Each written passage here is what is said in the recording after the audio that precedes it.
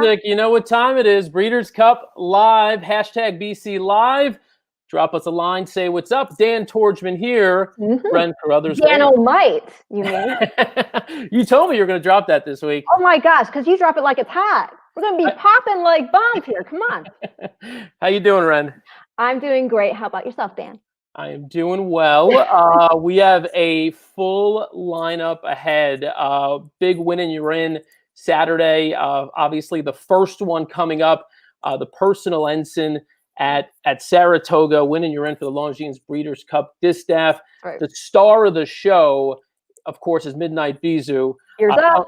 Yeah, exactly. Ears up. And plus, later on, we've got more action coming up from Saratoga with the Whitney coming up. Obviously, a win and you're in for the Longines Breeders Cup Classic. We have, if you followed us a couple of weeks ago, you know we're going to be bringing in guests the whole time. We're with you until 6 p.m. tonight. You can watch the races right now on Fox Sports, and that'll take you right through till 6 o'clock.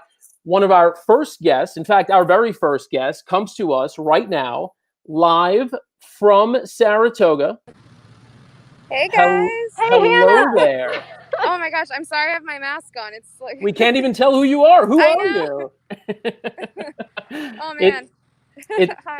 It's Hannah Bloom, of course, with Bloom Racing Stable. Most people know the stable. They know your dad, Jeff. Obviously, this incredible run you've gone on with the filly, with Midnight Bisou, winning this race last year, and obviously coming back this year as the top dog, as the one everyone's gunning for.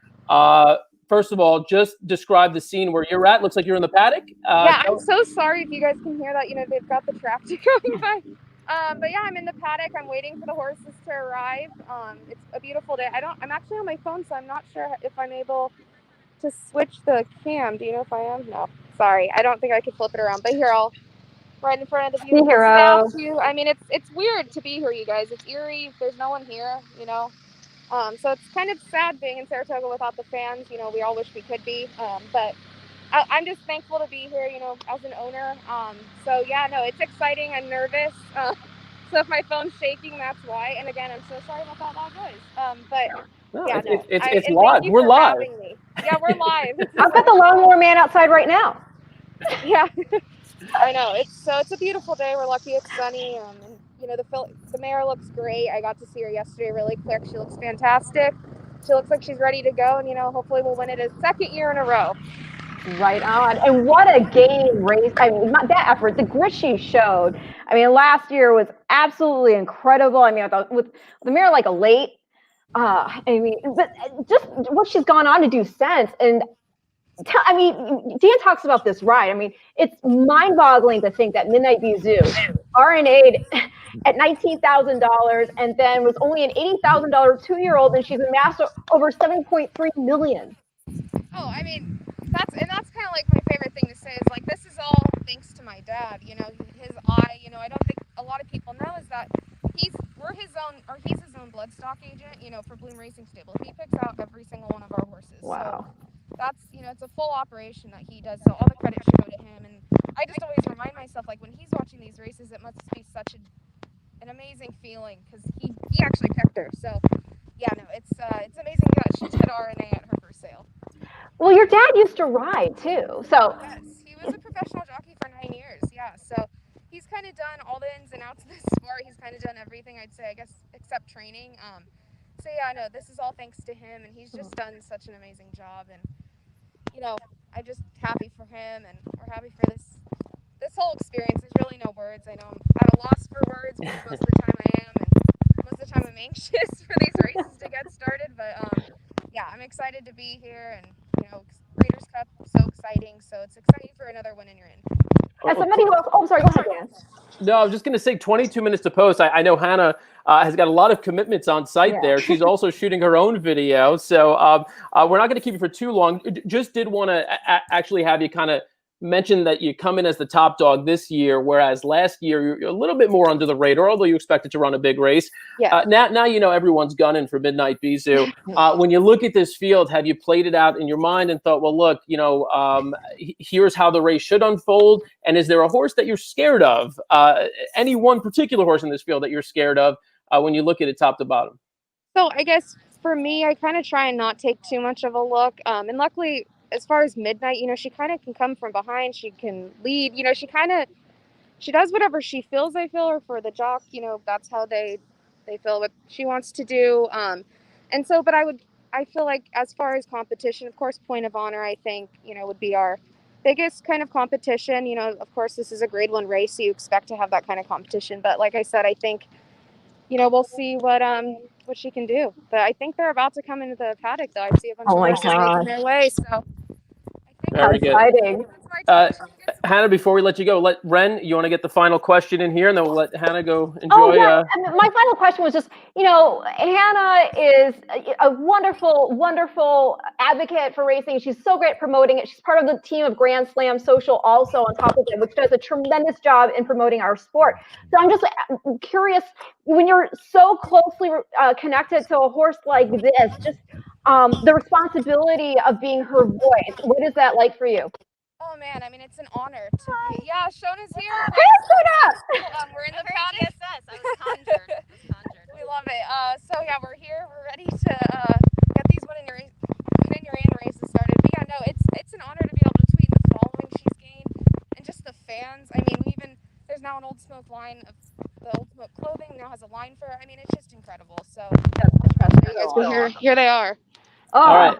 We'll see if you could give us a quick glimpse of them coming in, and as soon as they do, we'll let you hop off and do what you got to do. I don't know if you guys can see anything. Can you turn the camera the horizontal, give us the landscape view, and that may help us out a little bit. I'll go full screen on this to give everybody out there a better it's shot. Upside down, I think. Oh, okay. I'm on my phone, so. Oh, never mind. All right. Sorry about that. All right, no worries. Look, we know it's a tense this build up to the race when you get there in the final 20 minutes. We know it's kind of tense. We're gonna let you go. Good luck to you. Good luck to your dad. Good luck to the whole crew. And hopefully we'll be celebrating later tonight. Yes. Thank you guys so much for having me. Thank you. All right. Best of luck out there. Thank you. Bye, guys. Bye. We'll see you soon. All right, there you have it. Hannah Bloom with Bloom Racing Stable live for us at Saratoga as the horses come into the paddock for the Personal Ensign Stakes. We in preparing for this today, we couldn't help but look at all the cards, all the races coming up on the card. A lot of really interesting bloodlines and connections to the Breeders' Cup. Ren, we're going to be showing some video and teasing ahead to some of the races. But what do you give us a little preview of what's on tap in addition to the Personal Ensign and the Whitney?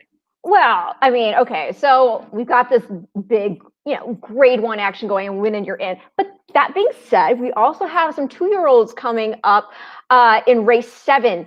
And these might be some horses we'll see come Future Stars Friday, potentially, because we do have some star connections. Maybe they'll follow in the hoof prints of those relatives.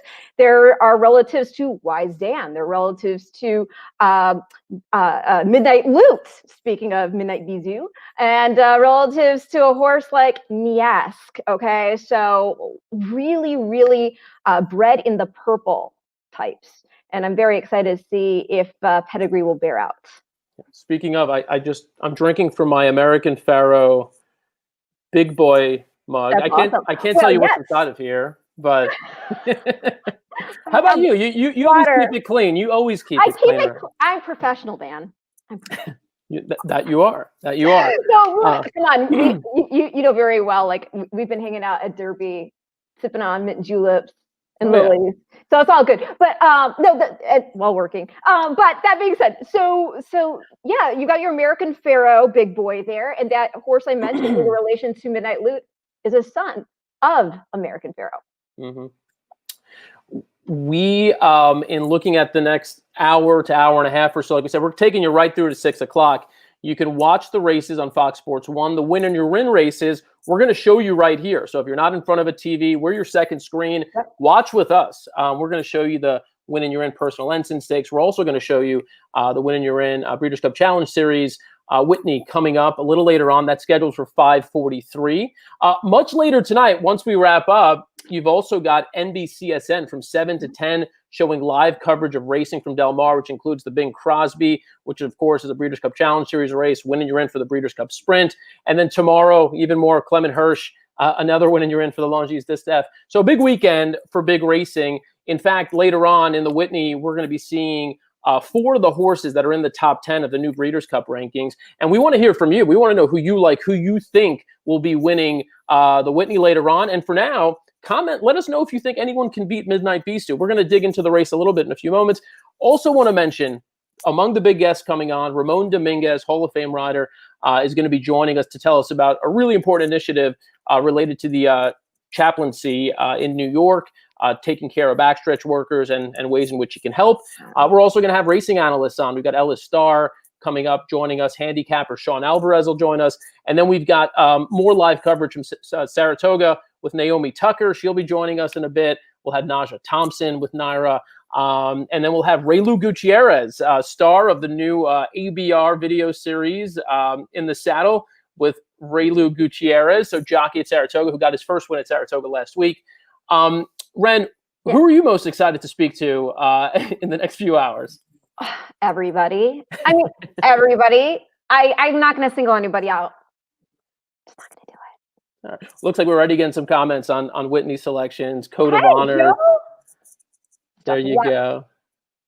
I'm on Code of Honor too. Travis with a very good guess here, guessing that I had White Claw in the cup. So we'll see that. Now let's do this. Let's pull up the stream. Let's show you the horses right now in the paddock at Saratoga. This is the field that's getting ready for the Personal Ensign Stakes. As we just saw a moment ago, Midnight Bisou, as you can see there, the 3-horse, 1 to 9 right now. Yeah. 1 to 9. I mean, come on. How can you not? I mean, just the past performances, it's one of those situations, again, where the past performances speak for themselves. I mean, she's coming off an 8 1/4 length blowout in the Fleur-de-Lis. So, it's going to be interesting. Mike Smith obviously couldn't make the trip because of what's going on.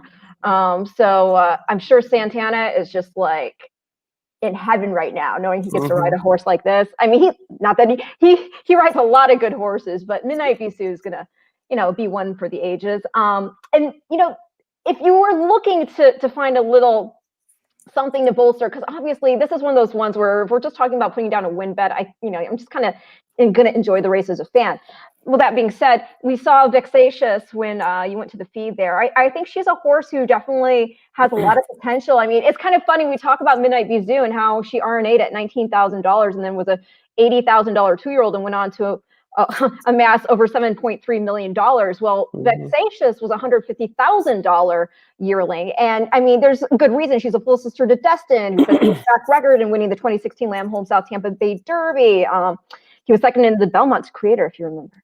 She's also a full to Creative Cause who won the Norfolk, and he was actually 3rd in the Breeders' Cup Juvenile too, Creative Cause. So I mean, she's a really well-bred filly, and her dam Grade 1 winner Dream of Summer won the Apple Blossom. So a really well-bred filly. Of course, we can see Point of Honor. I mean, that's pretty straightforward right there. You're by Curlin, and you're out of a Bernardini mare, and her record, I mean, just last out second the Ogden Phipps to a nose that she's a Julie. So I mean, but with her, look, 15 to 1 right now. I mean, look, if you're going to take a swing, why not?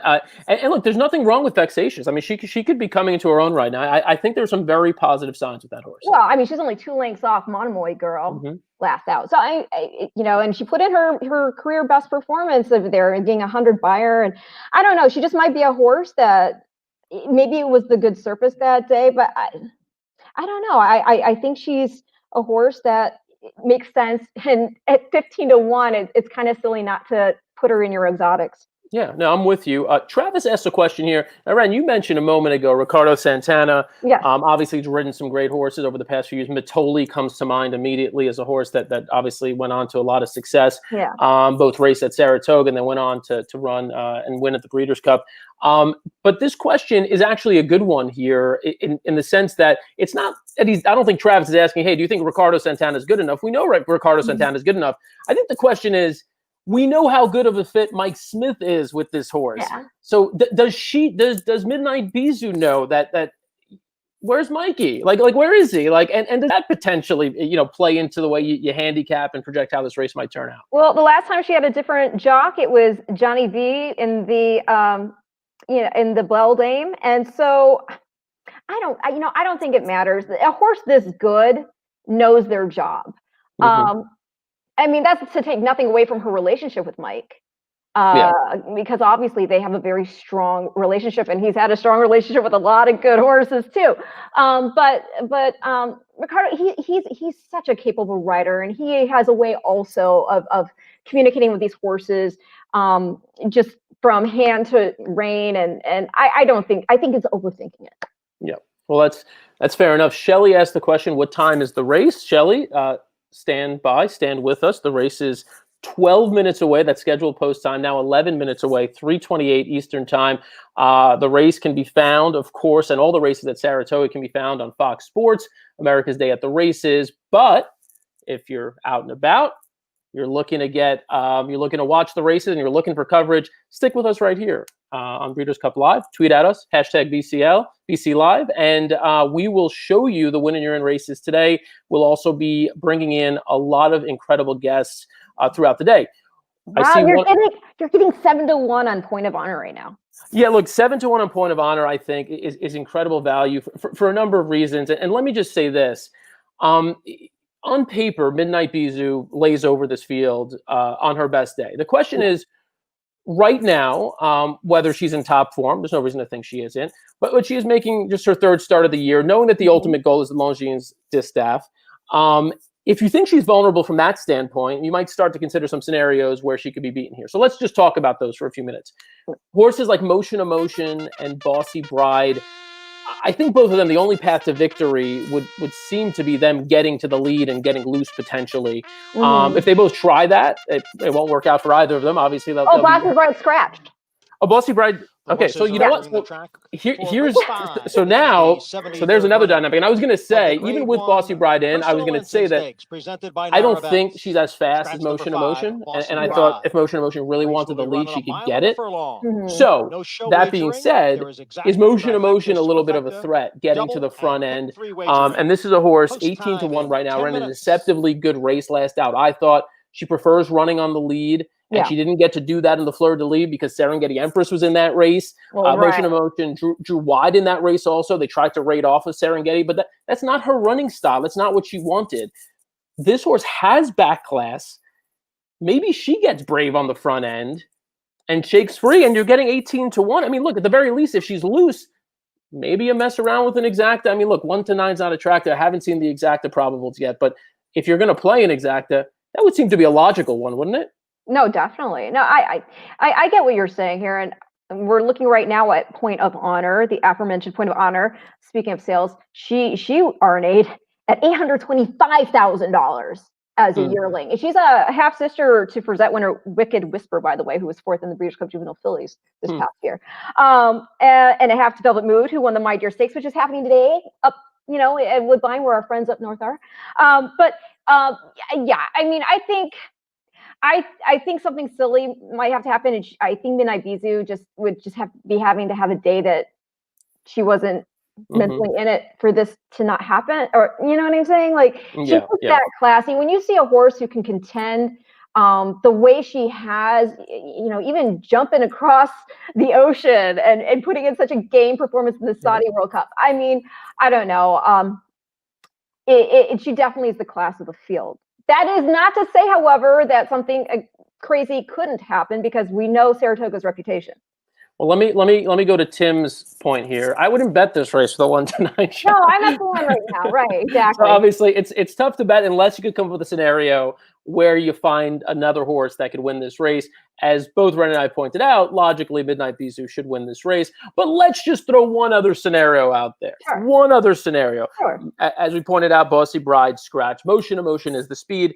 As we know, in these smaller fields, sometimes unexpected pace duels unfold early, and sometimes horses that you might think might be at the front are sitting off just a little bit. Pace dynamics get thrown out the window in these smaller fields sometimes. 100%. Yes, I absolutely agree with you. Yes. You know? Mm-hmm. So, look, anything could happen from that perspective, but if for some reason the pace gets really hot, to the point you brought up earlier with Point of Honor, at 6-1, I mean, there are a few horses as honest as this horse is, always makes that late run. I thought Ren huge last out in the Phipps. Seems to be coming into her own. Hasn't finished worse than seconds in her last 5 starts with Javier Castellano up, and that includes 2 grade 1s and 1 grade 2. And again, 1 1/8 feels right in this spot. She was second in the Alabama and the Coaching Club American Oaks last summer at Saratoga. The Oaks was at 1 1/8. And then she also won the Black Eyed Susan, which was also at this distance. So she likes the distance. Yes. If she gets a setup, she's going to be in great shape. I think she's one that you absolutely have to consider. I agree with you. And again, to just speak to her physicality, she looks very happy and healthy out there when I saw her in the post parade. So I don't see any reason to not like her as the potential horse to foil a repeat in the Personal Ensign for Midnight Bisou. It's just hard to root against a filly like this. But yeah, I mean, if you're betting this race, I would be taking a stand from betting it and trying to be creative with the exotics, or using this across, using Midnight Bisou as a free square.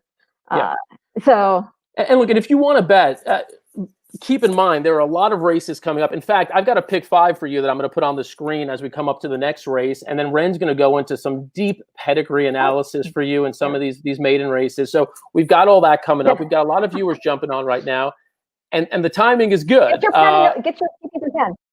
Yeah. What's that? Oh, I was telling our viewers that when we go to do the pedigree analysis, to make sure with their PPs they have a pen to jot Yes, down. absolutely. Get your program out, take notes. Like I said, it's a good time to be tuning into the show right now, because not only are we 5 minutes away from the Personal Ensign, we also have a very, very special guest in our green room that we're going to welcome in, and we're going to actually watch the race with him. And if I told you that you had an opportunity to watch the race with the Hall of Fame rider, who was a leading rider in New York for many years, who knows Saratoga like the back of his hands, you'd be interested, right? Yes, I would be very interested. All right. Well, let's just go ahead and bring him in. Mr. Ramon Dominguez. Ramon, hey! Hello. Hi, Ren. Hi, Dan. Doing very well. Thank you. Good to see you guys. Oh my gosh, last time I saw you was in Louisville. That's right. Yeah. Welcome to the show, Ramon. Ramon, again, we kind of just touched on some of the resume, of course. Leading rider on the New York circuit from 2009 to 2012, won 20 individual meet titles. Ramon also won nearly 5,000 races, a race or two at Saratoga. And one of those races we've got queued up, probably your most memorable Saratoga dead heat. We're gonna show that one shortly. But for the moment, Ramon, tell us where you are. Tell us what you've been up to lately, and then we're going to kind of transition into some of the discussion about the chaplaincy, which we know you're very involved in. Yeah. So right now I'm at my home, which is only like 5 miles away from Saratoga, the racetrack. I actually took a visit yesterday for the first time to the track, and it was great. At the same time, it was different, not having any fans there. In terms of what I'm doing, I'm actually working on a few projects within the sport. One of them, as you mentioned, is with the racetrack chaplaincy. As many of the viewers may know, I have been bringing to market a riding crop that I developed that is pretty neat, because it's something that is protecting the horse to a level that really didn't exist before. But besides that, working on a couple of projects that I'm not ready to tell yet, but within the sport, which is, again, I'm heavily rooted in love this wonderful family. Aww. So good at marketing too, because he gave us a little bit of tease there. So he knows how to kind of get us to hook us in. We're going to talk about the work with the chaplaincy in particular in a few minutes. We know though that you do, although you're not, you're not sitting there with the PPs and handicapping like you used to before you ride races. You do still follow the circuit. You follow racing the big races. As we know, Midnight Bizou is about to run here in a few minutes. What are your thoughts on her and how good she is and potentially, we brought up this discussion, whether she's vulnerable in this spot. What do you think? Yeah, so let me first give you a quick disclosure that it's important that although I did a lot of handicapping for many years for the race, you don't want to hear me giving you advices to what horse is going to win for betting purposes. But putting that aside, this is a race, as both of you, I heard you prior to you bringing me on, that this seems like a race where Midnight Bizou should certainly win. I don't really see anything to say that she's vulnerable in this spot. Anything can happen in horse racing, as we all know, and that's why they run the races. But certainly she looks like extremely strong in here. Yeah. Well, to the earlier discussion, did you hear when somebody asked the question about, is it overthinking to think about a jockey change making the horse vulnerable? For you as a rider, is it upsetting for a horse who's had a relationship pretty steadfast with one rider, even when they're a great horse, to have a new rider come aboard? Yeah, so I did not hear the question. That was prior to me coming on. And so there are pros and cons to having ridden the horse before. The pros are obvious. You understand the horse, you have ridden him, perhaps you have made some mistakes and you have the opportunity to correct it. But at the same time, I'll tell you from my own experiences, is a lot of the times the best time I rode a horse, it was the first time I rode him. Really? And just kind of knowing without having much information, sometimes it's something that is good. You just focus on connecting with the horse in the moment. And in the post-parade, believe it or not, in those few minutes prior to the race, you get to learn a lot about the horse, and vice versa. The horse gets to know about you. There you go. That's great insight right there from Ramon, and I think that answers the question. No reason for us to speculate when we have a Hall of Fame rider to just actually ask the question to you directly. Exactly. So very, very. I'm glad that Ren that you brought that up. We've got about a minute until post time. Horse is headed to the gate. Just to remind you, what's at stake here in the Personal Ensign. This is a win in your Ren, of course, for the Breeders' Cup Longines Distaff. Automatic entry into the Distaff on November 7th. $60,000 in entry fees paid by the Breeders' Cup, $10,000 award to the nominator of the horse, and a $10,000 travel allowances for any horse that's stabled outside of Kentucky who might win, and then target the Breeders' Cup. So a nice day on top of the payday, on top of the purse here at $500,000, big money at stake. Ramon, talk about that in particular. When you think about riding at Saratoga, I mean, stakes are always higher at Saratoga. The money aside, I mean, just the electricity and the energy there. Yeah, that's it. Yes, and of course, I mean, you asked this question to a few jockeys, and perhaps you're gonna get a different answer. For me, certainly the big race was extremely important, and there was a lot of positive anxiety, but it wasn't necessarily because of the money involved. It was just the prestige of the race and the preparation. So by winning any race in Saratoga is just incredible. So especially a big race like this. So this is an amazing day, and these guys have put a lot of time to get into this. So they are certainly trying to zone in and minimize any errors that they can be making. Yeah. So we are getting close here to the gates springing open for the Personal Ensign. We have the audio for this race too, so we're going to let you hear the race. Ramon, we learned a few weeks ago that when we speak over the race, we thought people would be happy to hear our analysis live. They don't want that. They just want to hear the race call. They want the race call. And I think that we all can understand that. Yeah, of course. So I'm going to go ahead and pipe in the audio here. Ren, of course, if you don't hear audio, let me know. I hear it, so we're good on that. Okay, so let's just all sit back and enjoy the Personal Ensign. And they're in the gate for the Personal Ensign. And they're off. Midnight Bizou came away well, but it is Motion Emotion who will grab the early lead. Vexatious on the outside of Midnight Bizou. Abounding Joy is down at the rail. And the early trailer will be Point of Honor in fifth. And the fillies and mares go around the clubhouse turn. And the leader is Motion Emotion in front here by 3/4 of a length. Vexatious on the outside in second. Abounding Joy is down at the rail in third. And then the big favorite Midnight Bijou on the outside in fourth. It's a break of 2.5 lengths back to Point of Honor in fifth. And the opening quarter mile was running 24 seconds, and they've reached the backstretch. Motion Emotion is the pace setter here and in front by a length. Vexatious tracking in second. Midnight Bijou on the outside of Abounding Joy. Those two are heads apart, third and fourth, and Point of Honor continues to trail. As they continue up the backstretch, the opening half in 48 1/5 seconds. It is Motion Emotion by 3/4 of a length. Vexatious on the outside in second. Midnight Bijou now begins to move on the outside from third. Abounding Joy is down at the rail. Point of Honor is in fifth, 4.5 lengths off the lead. Motion Emotion and Vexatious, the two of them are right together. And now Midnight Bijou is moving up on the outside. 3/4 went in 1:12 and 1.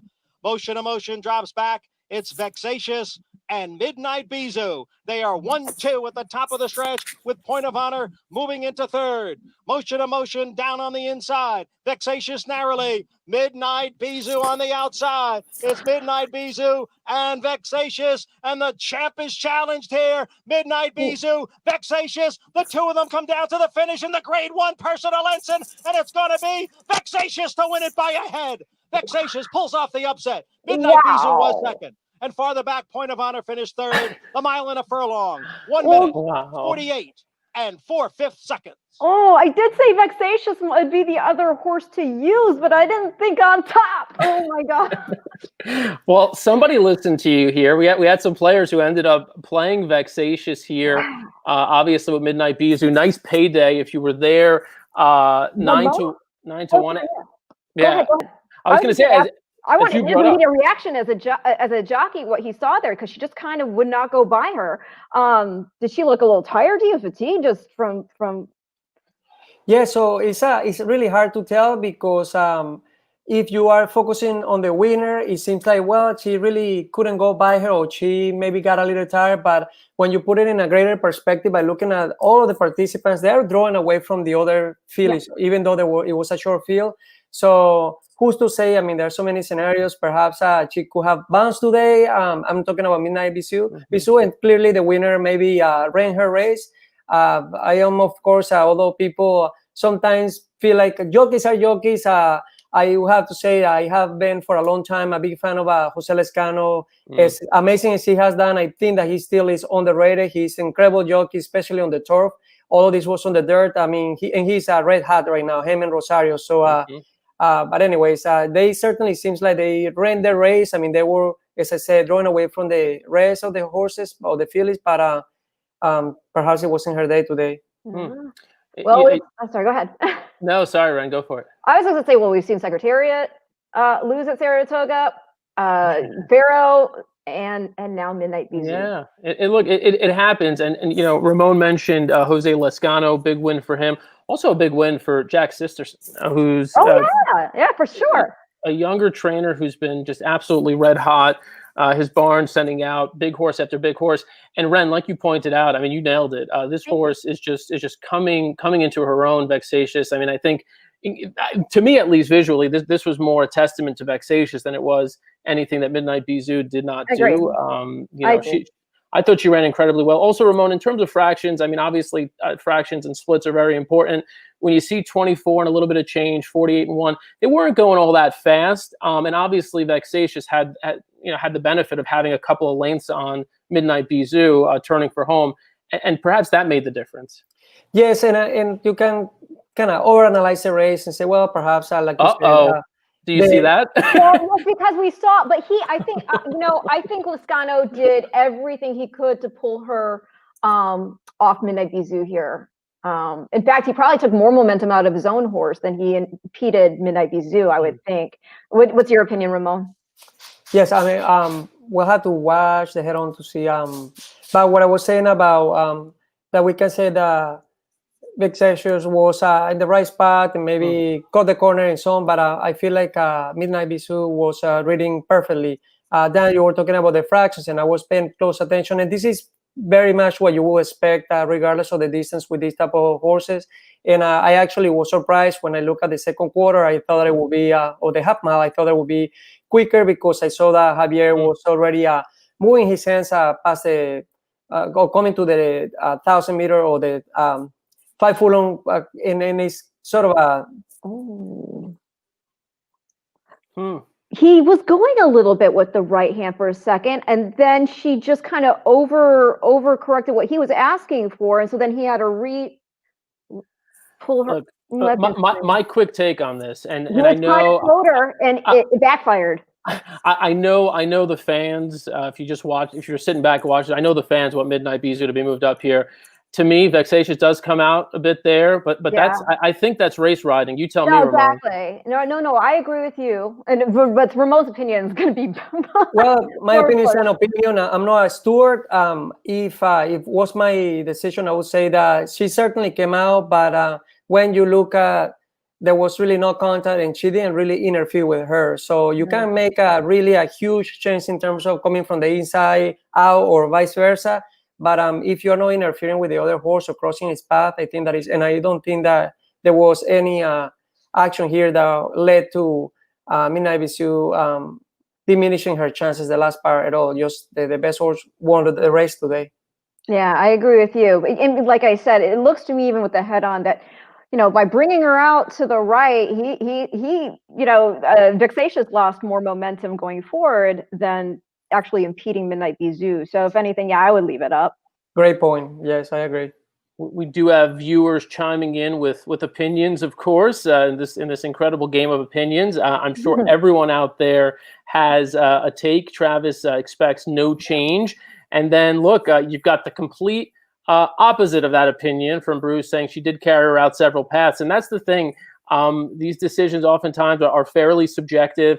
But when it happens in a race of this magnitude, obviously everything gets a little look now, regardless of what the call is, we're going to remember this. We're going to remember that there was the inquiry, and did Midnight Bisou get moved up because of it?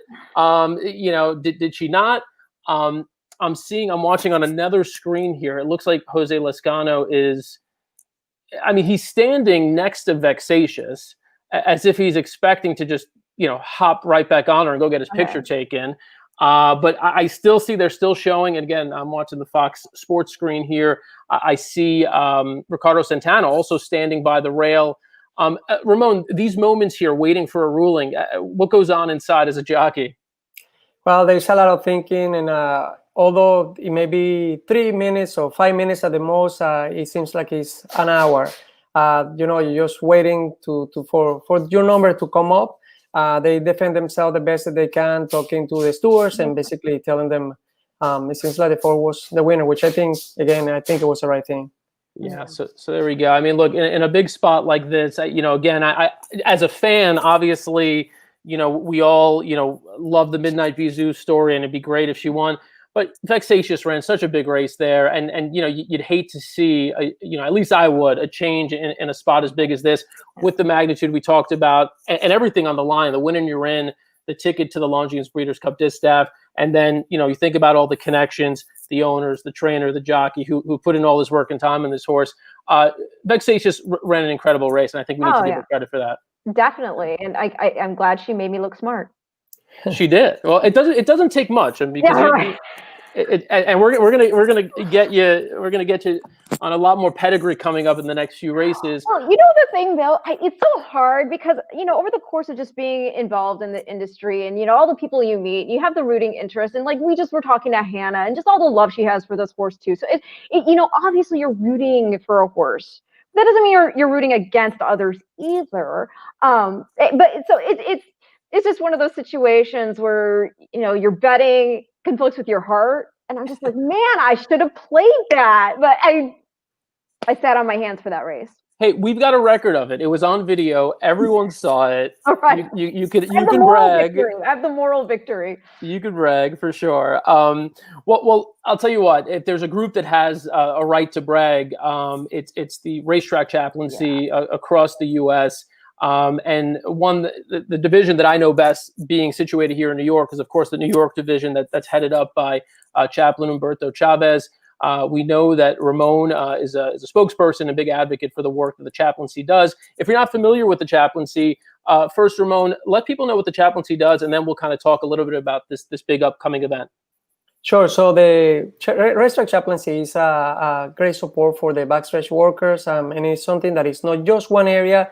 Right away, when people think so, the racetrack chaplaincy, they think about services, bringing Christ to them, which of course it is a big part, but also they help with the emotional aspect and the psychological and the physical needs and many different things that sometimes we take for granted. But these individuals are not only busy. And when I say this individual, I'm talking about the grooms, the people who take care of the horses, but also they have been so devoted to taking care of the horses that a lot of times simple stuff they really don't know. So the chaplaincy is there to support in many and every way that they can. We know that every summer at Saratoga, people look forward to the racing and all the pageantry and everything else that goes on at Saratoga. But the chaplaincy looks forward to Saratoga too, because that's where the two biggest chaplaincy events every summer happen in New York. This year, due to COVID-19, those events are not happening. And so obviously funding becomes a huge challenge. So instead, there's this creative approach now to generating interest in the work that the chaplaincy is doing, plus generating funds, hopefully. Ramon, tell people what that idea is and how they can get involved. Sure. So as you say, the two main events, the fundraising events that we had in Saratoga is a basketball between sometimes the horsemen, the trainers, and the jockeys, which is a lot of fun, and also a brunch. So this year, since they are not taking place, we substitute that with it's called Champions Talk. So I was happy to be one of the panelists, and it was Terry Finley from West Point, which is an honor, and he's the person who brought West Point to where it is. And we had Angel Cordero Jr., Del Romans, and myself. So we basically share stories, and it was an incredible time listening to these guys, especially the one who have been participating directly in the sport, which is Del Roman and Angel Cordero. They did an amazing job at just sharing stories and talking about their old days in racing. And of course, the moderator was Tom Durkin. So this was a lot of fun. And this is something that is going to air on the 5th, so next Wednesday. And I think that a lot of the fans and people who enjoy the sport will also enjoy this little panel that we had. Very good. We're looking forward to that. Ramon, you've been incredibly generous with your time.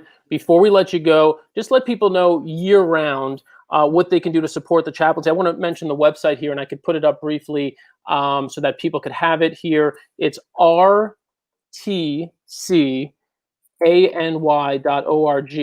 So that's the chaplaincy website. You can go and make a donation. You could also get more information. But year-round, Ramon, what would you say for people who want to support?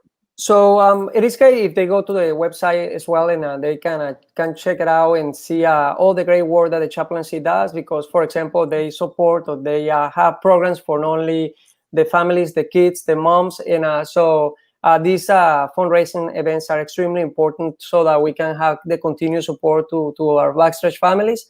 And so once that they learn, they probably can see where they fit in, whether it is donating their time, donating their money, or sometimes donating some other goods. But there are several ways. But I think it's great when the person has a better understanding of the dynamics between the chaplaincy and our backstretch families. I wanted to very quick also for those who perhaps want to just call and find out more or make a donation over the phone. The phone number is 516-428-5267. All right, 516-428. Give me the last four numbers again. I'll put it up on the screen in a moment. 5267. Okay, all right. We'll get that up. We'll post it a little later in the show for people who missed this portion of the show. We'll put it on later on. Ramon, we don't mess around here. We say we've got Hall of Famers, we've got big names. We do. We have another Hall of Famer standing by. We're going to give you a chance to say hello to him. I see him in the green room right now. We're going to hopefully bring him in. Shug, do you hear us? We do. All right. You hear me? We hear you. We got Ramon on here. Say hi to Ramon. It's a miracle you can hear me. Hello, Ramon. How you doing? Hi, Shug. I'm doing very well. Thank you. Good. All right. I'm so excited. I mean, my gosh, we're going from Ramon to Shug. I mean, what I'm fangirling out all day today. Ren is fangirling out, absolutely. All right, Ramon, we'll let you go. Enjoy the rest of your day. Thank you for so everything much you're for your doing, time. Ramon. Thank you. Thank you, guys. Thank you so much. Right. Bye, Chu. All right. All right, Okay, Shug McGay. Ren, take it away. I know you've been looking forward to this segment more than anything You else. have no idea. Okay, so first of all, I am a huge fangirl of Shug McGahee, period. Okay, you trained my all-time favorite female racehorse, whose namesake race was just run, the Personal Ensign. You trained another one of my all-time favorite horses, who won the Whitney, an Easy Goer, and those two got together and they trained, and you trained the progeny in My Flag, who ended up being just a stellar racehorse, who then produced Storm Flag Flying, who ended up being a champion 2-year-old. So, my goodness, like, to go back to Personal Ensign herself, not only was she, a dominant in her own gender, but she had beat Gulch in the Whitney Stakes in 1988, and that was before going on to win the Breeders' Cup Distaff over Winning Colors. So, what's it like for you to see this namesake race and the horses who have won it? In particular, Midnight Bisou last year, that performance she put in, and then what we just saw now with her just falling short of getting to Vexatious, just all of it. I want to know all of it. Well, thank you, Reverend. Well, I'm proud. Any of the races that are named after a horse I trained is pretty special to me. I was kind of a young guy when I got Personal Ensign, and when you get one like that, and she accomplished so much. She was my first Breeders' Cup winner, and Mr. Phipps's first, and then she went on to be the type of broodmare she was, to give us, Miner's Mark, who won the Gold Cup, Meyer Emblem, who was a Grade 1 horse. Then we get My Flag, who's a multiple Grade 1 horse, and then she produced Storm Flag Flying. That also, she was undefeated as a 2-year-old, and went on to won the Breeders' Cup at Arlington Park. So I was the lucky guy. I was there at the right time, and got Personal Ensign, and then I got to enjoy her, and then I got to enjoy what she gave me. I mean, it's really and truly exceptional. I mean, just all the names you went over because we often talk about how these great female racehorses don't go on in the shed to produce themselves, and Personal Ensign is just an example of being an exception to that conception, or that conceived notion. I mean, like you're talking about with My Flag, and the other reason My Flag is just dear to me because she's a daughter of your other champion and Easy Goer, and but just the fact that then Storm Flag Flying, like you mentioned, she won the Breeders' Cup Juvenile Fillies, and then she was still good later, and she nearly won the Distaff. She lost to a Shadow, but ran second that day. It's got to be really rewarding, like you're talking about, not only training a horse like Personal Ensign, not only training Easy Goer, but then seeing their progeny like bear that out too. And so today, like, I have to ask, like, when you see a horse, horses throw down like they did again, Midnight Bisou threw it down against a late last year, and this year she didn't actually get the job done with Vexatious. What was your feeling of the race? Well, I thought it was a good race. I mean, I enjoyed watching it. I was a little surprised, I think, as everybody else was, that she'd been running so good, and she had run so good at Churchill the other day. But she's been to Saudi Arabia. She came back and ran, and now she's run back. She had a couple of really hard races last year against Delate. I can look back when I won this race with Persistently and beat Rachel Alexander. Well, I didn't beat the same Rachel Alexander that won the Woodward the year before, but I think that race probably took a lot out of her. But we were sure happy to win, whether it did or not. But I remember in the paddock, I just wanted to stop and look at Rachel Alexander going around there, and I got a kick out of that. But it's an honor for me to have been able to train a filly like that, and her offspring, and for the Phipps family. Mr. Phipps was wonderful, wonderful, wonderful man, and wonderful to me. And he loved his fillies. They were the ones that were right on top. So when we got her, that was even more special to him. I mean, he liked them all, and he liked as all of us, he liked the good ones better. But when they got up into that stage, he really took a lot of pride in what he was doing in his breeding program and his horses. Well, Dan has something that. Well, I want to show something more than say something, because I showed this video to Ren earlier today, and I'll be honest, she got a little emotional. I did. We've got a little video. It's part of a collaboration between America's Best Racing and Breeders' Cup, looking back at some of the greatest races of all time in the Breeders' Cup. The 1988 Distaff, of course, goes down right at the top of that list. It's called Fantastic Finishes. Want to give you a little preview. It's about a minute video. We'll show it to you right now. Enjoy. She will certainly take her place in history as one of the greatest fillies of all time. At 12, and they're up in the Distaff. The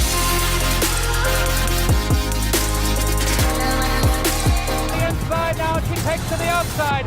5 lengths off the lead of Winning Colors, who turns for home here at Churchill Downs.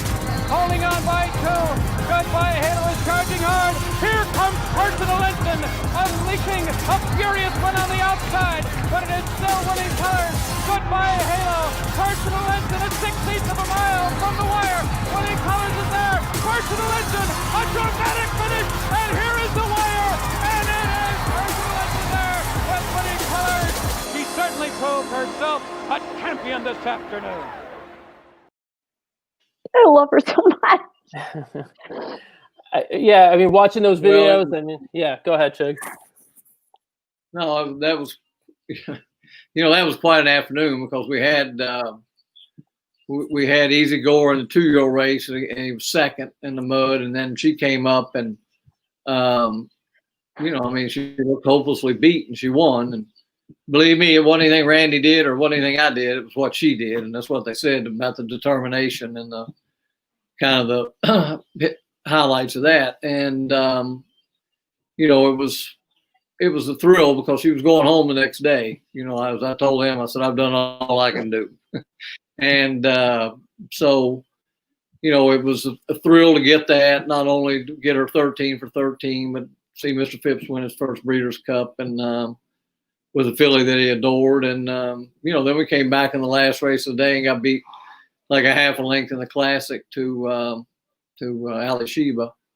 I'll never forget walking back around the racetrack. It was dark and snowing and sleeting and cold and wet, and I kind of had my head down a little bit, and I heard a voice behind me go, "What kind of day did you have, boy?" And I said, "Dial 11 was 2 seconds." He said, "Boy, you had a good day." And I looked back, and it was Mr. Whittingham. And I'll never forget that as long as I live. It was a good lesson to me as a young guy, because I was wanting to hang my head because I didn't win them all, but that didn't happen. Well, who knew what would happen just that next year with Easy Goer and Sunday Silence then, right? Well, that was quite a series too, and I have to say that he made it fun for us too, because I was the little guy on the block and he was the master. And I know when he won the Santa Anita Derby, I think I was running to Gotham maybe at Aqueduct, and they were asking me, and I said, "Well, I wish that guy wasn't training him. I wish somebody else was." But it was a fun time. There was, I don't think Easy Gore got a hold of the track at Louisville that well that day, not making excuses. And then we got beat an inch in the Preakness, which was another great race. Won the Belmont. And then when we got to the Breeders' Cup, when they had the draw, we drew the inside, Sunday Silence drew the outside, and he kind of said in the little press thing that he said, "Well, I think I got the best of Suge on the draw," and I think he did. If you watch the race, we kind of ducked to the inside and sort of lost our position, and he had position, and we started down the backside, and we started picking him up, and Chris was riding Sunday Silence. He said, I heard somebody coming, and I didn't have to look over my shoulder. I knew who it was. But it was just, for a young guy to be in that position, it was a thrill to me. Still is a thrill. I'd like to have the opportunity again. And, you learn a lot from that stuff too. What works and what doesn't work, and, that they're not going to win all the time. What would you say is is maybe something you took to heart most being around champions like this? I mean, I should mention really quickly to those who somehow do not know, Personal Ensign, Hall of Famer, 13 for 13 over her career. She's all guts and glory. Easy goer. I mean, this is a horse who put together such a, I mean, the companion, I mean, everything aside from Sunday Silence, because I think it kind of gets lost in the conversation. I mean, let's talk about the 3-year-old campaign and winning the Belmont Stakes and then going on after the Belmont. I mean, what he strung together with the Whitney, the Travers, the Woodward, the Jockey Club Gold Cup. I mean, it's unbelievable. And then something else I think people don't get is that he did this all with like a clubbed foot. His confirmation on that front foot, right, wasn't the best. There was whole in front of his whole confirmation wasn't that good. And I remember when we went and saw him as a yearling, you know, he was out relaxing, and that was one of Mr. Phipps's favorite mares. She was a champion, and you know, we left there and we were flying home, and he said, "Well, I guess the relaxing is the best." Well, I wasn't going to argue with him, you know, but I was thinking to myself, I said, am I going to be able to get into the races or not? And, you know, he was one of those horses who was athletic enough to where he you know, he got over those kind of things. He got some shins up here when he broke his maiden, not bad. And, you know, we kind of could work through it. And, you know, and we took care of them coming into his 3-year-old year. But, you know, I remember he had some kind of rough looking ankles too. I remember Mr. Whittingham saying, you know, said, I might have a little advantage over this, you know, quick turn racetrack with my horse getting around the turns. And, you know, I think he did. Well, it's miraculous just what a horse can overcome. Even, you know, we talk about all the time that somebody's looking for the perfect athlete and, you know, confirmationally. It comes down to it. Yeah, there's a certain amount of ability they have to have physically, but if you don't have the heart. No, I think you're exactly right. I think that good horses, they overcome a lot. You know, they go over there, they pretty much act right, and they conserve their energy. They do the same thing in the morning. When you ask them to do something, you know, that's what they do. I mean, that's what Code of Honor is. He's a very efficient little horse. You know, when I point him, he does what I want him to do, what I want him to do, and he doesn't overdo it. And you know, I think that's in most all cases, the good horses do that.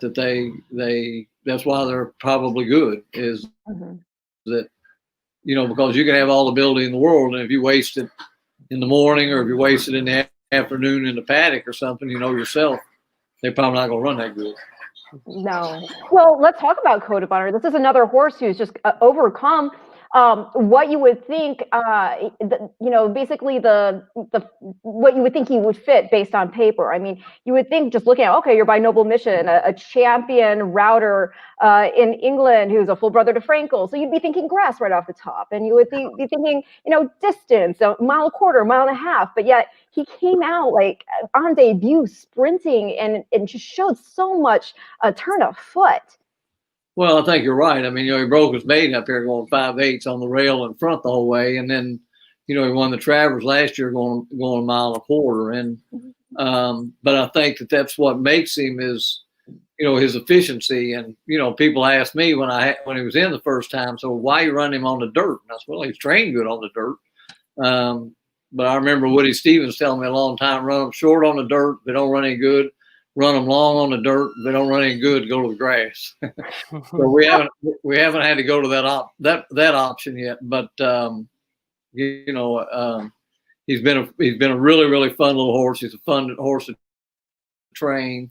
I look forward to running him because most instances he runs his race, and you know, I'm looking forward to this afternoon. Want to talk about the race in particular? Just want to give people a heads up who are watching. It is now 6 minutes to the 6th race at Saratoga. We got a couple of races until that Whitney Stakes coming up, which is slated as the 9th race of the day. Just going to throw up a ticket here for anybody who's interested in playing a ticket. The pick 5 does start here at race 6. I like Everfast, a horse dropping in class a little bit, going into that first level allowance here, and then Vintage Hollywood on the outside to kick off this pick 5. But as you can see there, in the 9th race, I've singled the 3 horse. Who incidentally is Code of Honor. My take, and Shug, you tell me how you look at the Met Mile. I felt obviously, and I think it was pretty pronounced that day, there was a speed favoring bias, there was a rail bias.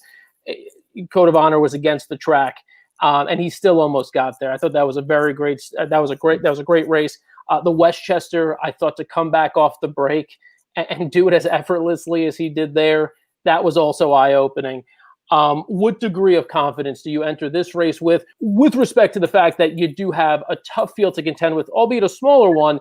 You do have Tons d'Etat, who's currently ranked #1 in the Breeders' Cup Classic rankings. You do have, By My Standards, who's on that list. You have Improbable, who's on that list. A very, very tough field to contend with. But what's your degree of confidence entering this race? Well, he's done everything I've wanted him to do since the Metropolitan Mile, and I agree with you. I mean, I'm not taking anything away from Vekoma because he ran a great race. He ran fast. It was speed. We were going against the bias of the racetrack.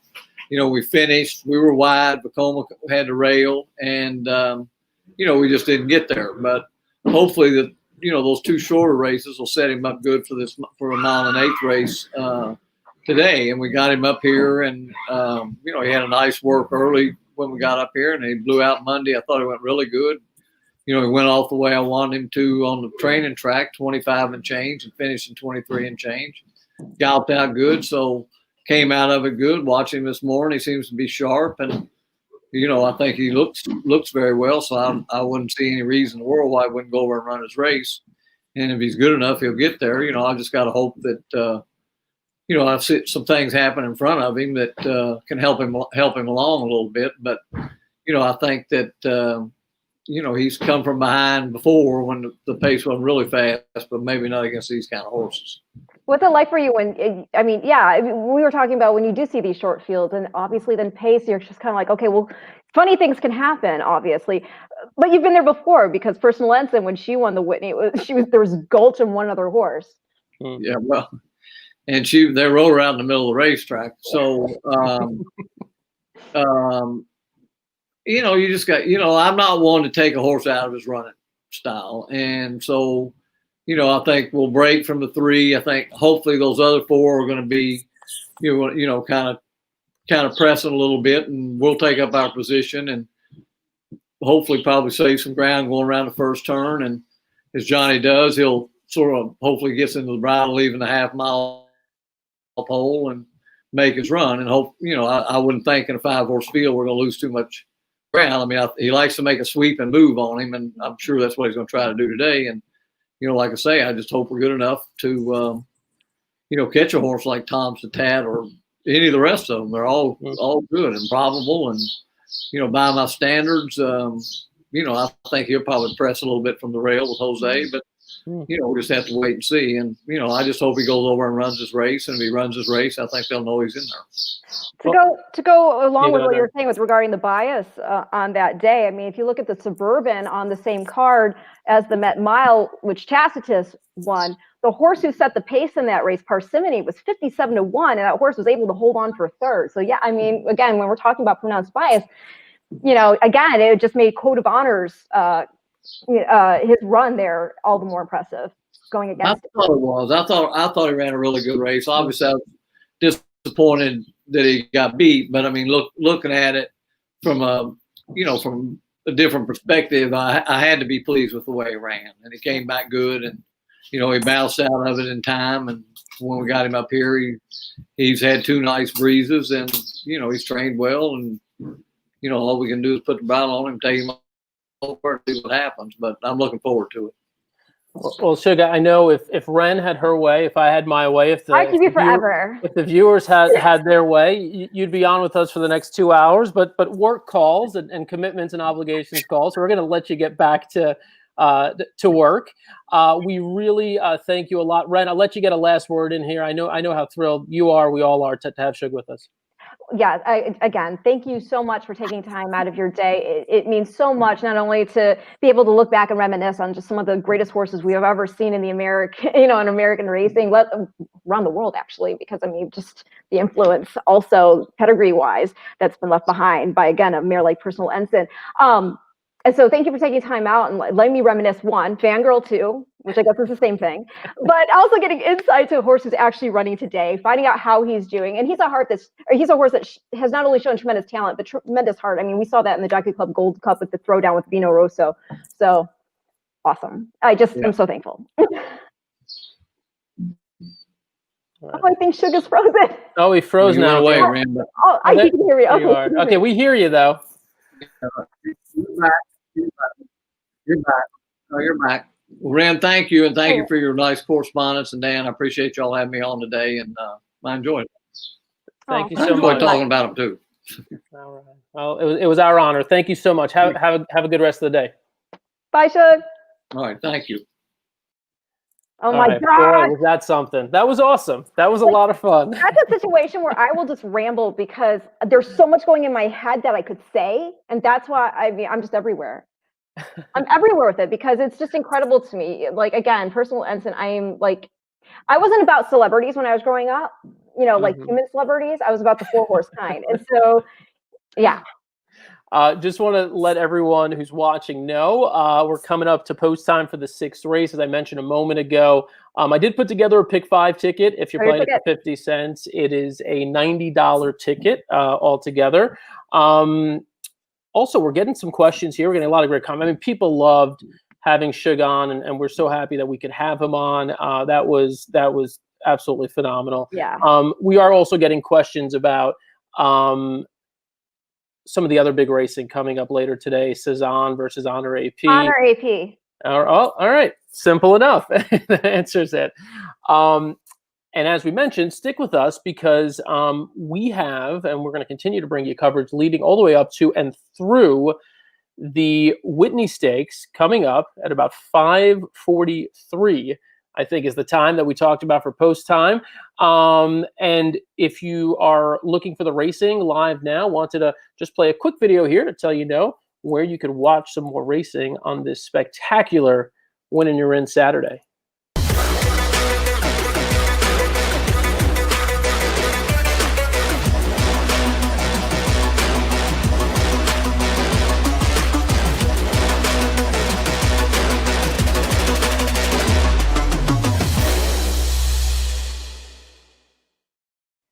Boom.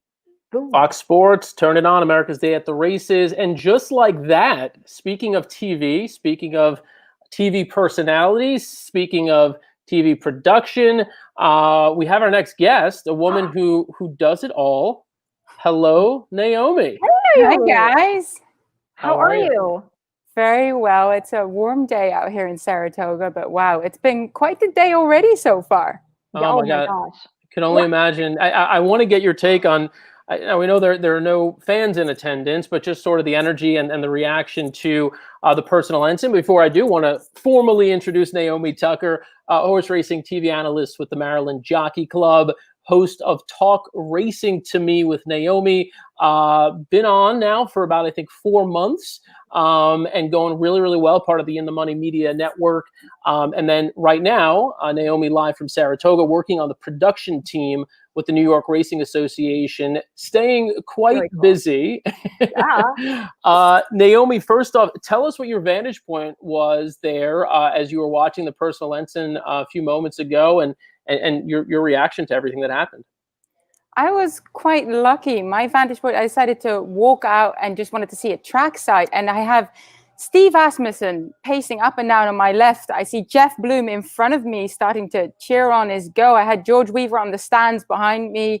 I mean, it had my heart rate going. It looked to me as she was going past me, I was about a furlong out from the finish line, that she was going to have the momentum to get Vexatious, but she did it. And I mean, I'm incredibly pleased for the connections. Jack Sisterson's first ever Grade 1 win. Jose Lescano, incredibly good ride, really good horseman that goes, well, relatively speaking, quite under the radar here in this incredible jockey colony. So, of course, a couple of tense moments afterwards, I walked to the winner's enclosure and then everyone was, quite on their toes. And there was a sight of relief in a way that they stayed up. I do personally think it was the right decision. I did see the replay a couple of times and indeed Vexatious did move over. But as a true European, to me, the margin was too big and there wasn't that much effect. So I'm happy that she stayed up. That's a good point. In Europe, that they don't even review that. Am I right? Yeah, right. Probably not. I mean, they have a look at it. Of course, they have a look at everything that is going on. But in terms of the rules and the regulations, they would say the best horse win unless there's something that, really warrants interference in terms of dangerous riding or really horses that are getting severely impeded. And that wasn't the case at all here today. So to me, it was the right decision. But I walked back to our trailer afterwards and there was a lively discussion. We had about 50-50 go, no, she should have stayed up, and no, should have been taken down. So it's been a lot of fun already. Naomi, obviously our viewers are very perceptive, and I think just by listening to you, they've deduced that you're not from North Dakota. You're not even from California or New York. Tell us a little bit about your background and your love for racing and how you got involved in it. I'm indeed not from the United States, although I actually had someone today saying, oh, are you from Saratoga? And I had to do a double take because I thought to myself, how can I be from Saratoga? No offense, beautiful place. Would be very proud to be from Saratoga, but no, I'm from the Netherlands and I got into horse racing via pony racing. So kind of sort of a random way of getting into it. I used to ride pony races. I was an exercise rider myself for 7 years, breaking in yearlings, breezing 2-year-olds. I did in Australia, in England. I did a couple of months in Hong Kong. It's been a really wonderful journey. And I did the Godolphin Flying Style, which is even cooler. You get the chance to go just about everywhere. And then I fell in love with the United States racing scene when I saw Justify win the Triple Crown. That was my first time attending Belmont. And I ended up joining the New York Racing Association production team. And then whilst I was there, I got the opportunity to also work with the Stronach Group in Maryland at Laurel Park, which has been a phenomenal springboard for broadcasters. So I feel very fortunate to be in that position. That's awesome. Ren? Yes.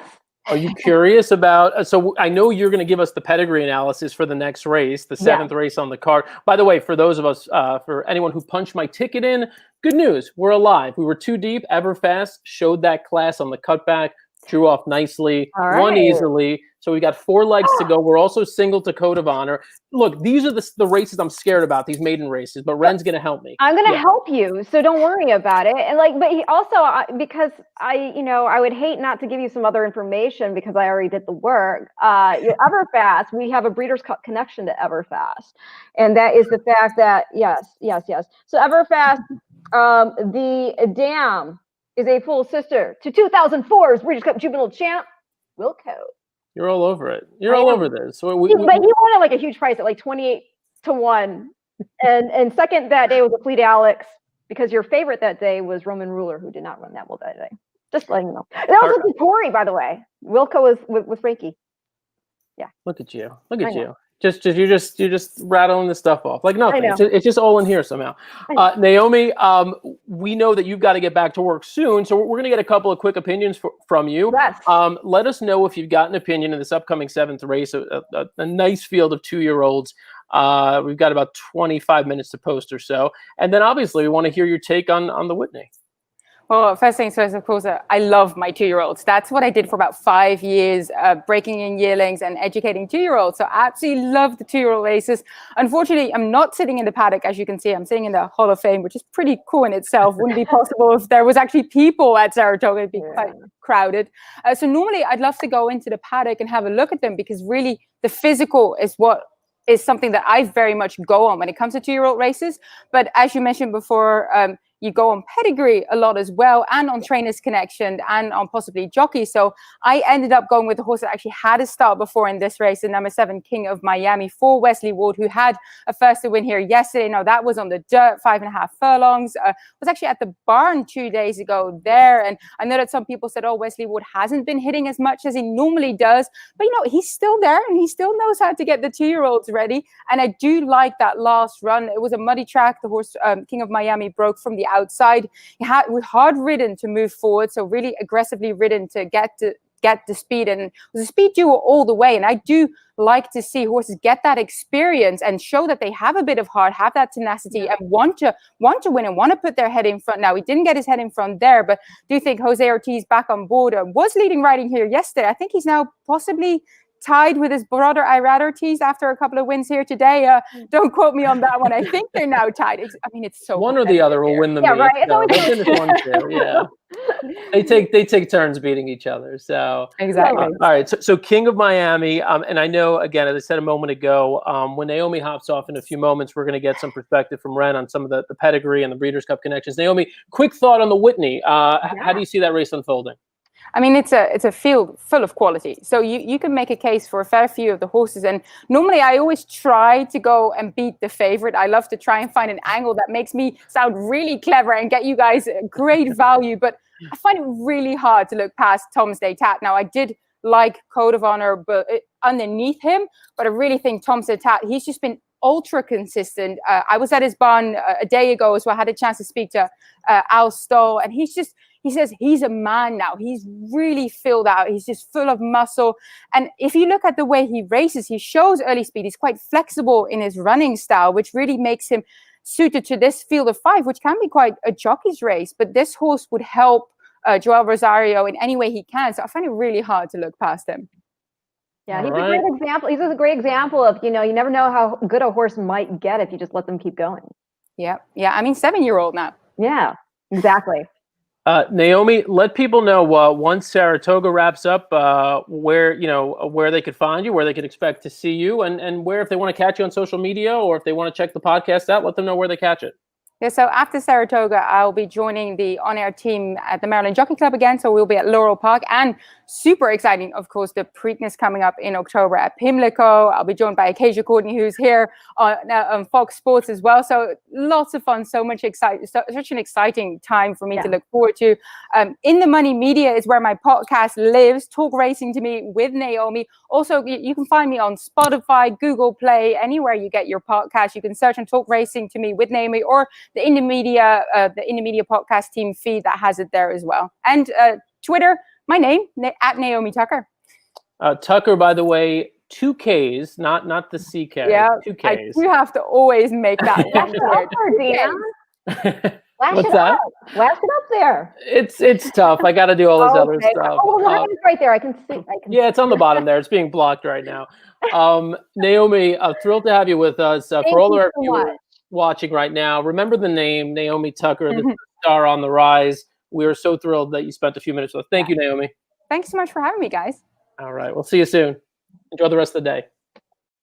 That's the first time I've ever gotten to speak with Naomi. She's awesome. Oh, she's great. Yeah, she's absolutely wonderful. We're going to have to get together and bet some 2-year-olds. Yeah, no, she's great. She's great. So thank you to Naomi for spending a few times. All right, Ren. Let's move on to race 7. I know you got a lot of notes for this race, the 2-year-olds. Wait, before you do, for people who missed Ramon Dominguez on with us a little earlier, he mentioned that to support the chaplaincy, there are a number of different ways, including calling. Is it calling or texting to make the donation? I think you call, right? Call and make your donation? I think it was call. It was a phone number. I've got the number down. I've also got the website. I just want to show here where did it go? Okay. While I'm working on that, start giving us a preview and setting up the 7th race here at Saratoga. Okay. I hope you all have paper and pen ready, because this is where I get geeky and things might get a little convoluted sounding. Okay. I'll try to make it as layman as I can. All right. So let's just start off at the top of the field. Okay. Let's talk about Flight to Paradise, because I think this is a horse at 12-1 that you use in the exotics, because here's the deal. You've got Johnny Viabor, you got Michael Trombetta, who he can get a 2-year-old to win, or a debut winner here, and at 2 years old. The horse, I mean, you can't read too much into works one way or the other, because you only see on the tab here 1 turf work. That being said, we know the horse has got great turf pedigree. Not only are you by Temple City, who probably one of the biggest progeny he's put out is Miss Temple City. Tremendously talented. But the dam there, Bird of Paradise by Summer Bird. Summer Bird was a very nice horse as well. He was a 2009 champion 3-year-old, so I don't want to, undersell him. But this is the thing, and this is the most cool little factoid I have for you. His second dam, which is his grandmother, Awimaway. She's a half sister to 2-time Horse of the Year and 2-time Breeders' Cup Mile champ, Wise Dan. You want to see this? Is there something you want to see? Can you show me something? Are you calling for something? I'm calling for something. Show me the green, Dan Tordjman. All right. Let's see if we can pull it off. Let's see if we can do it. Leader by 2, but Wise Dan now hooks off the rail in the gold cap. Obviously, he's got to find more because Wise Dan's taken dead aim on him. Mr. Commons running a big one along the inside. Celebration getting involved late as well, obviously, but Wise Dan now been full flight for the wire. And Wise Dan strikes the front, sticks his neck out. He wanted to win today, and win it he will. Wise Dan, super impressive Breeders' Cup Mile. Wise Dan won it.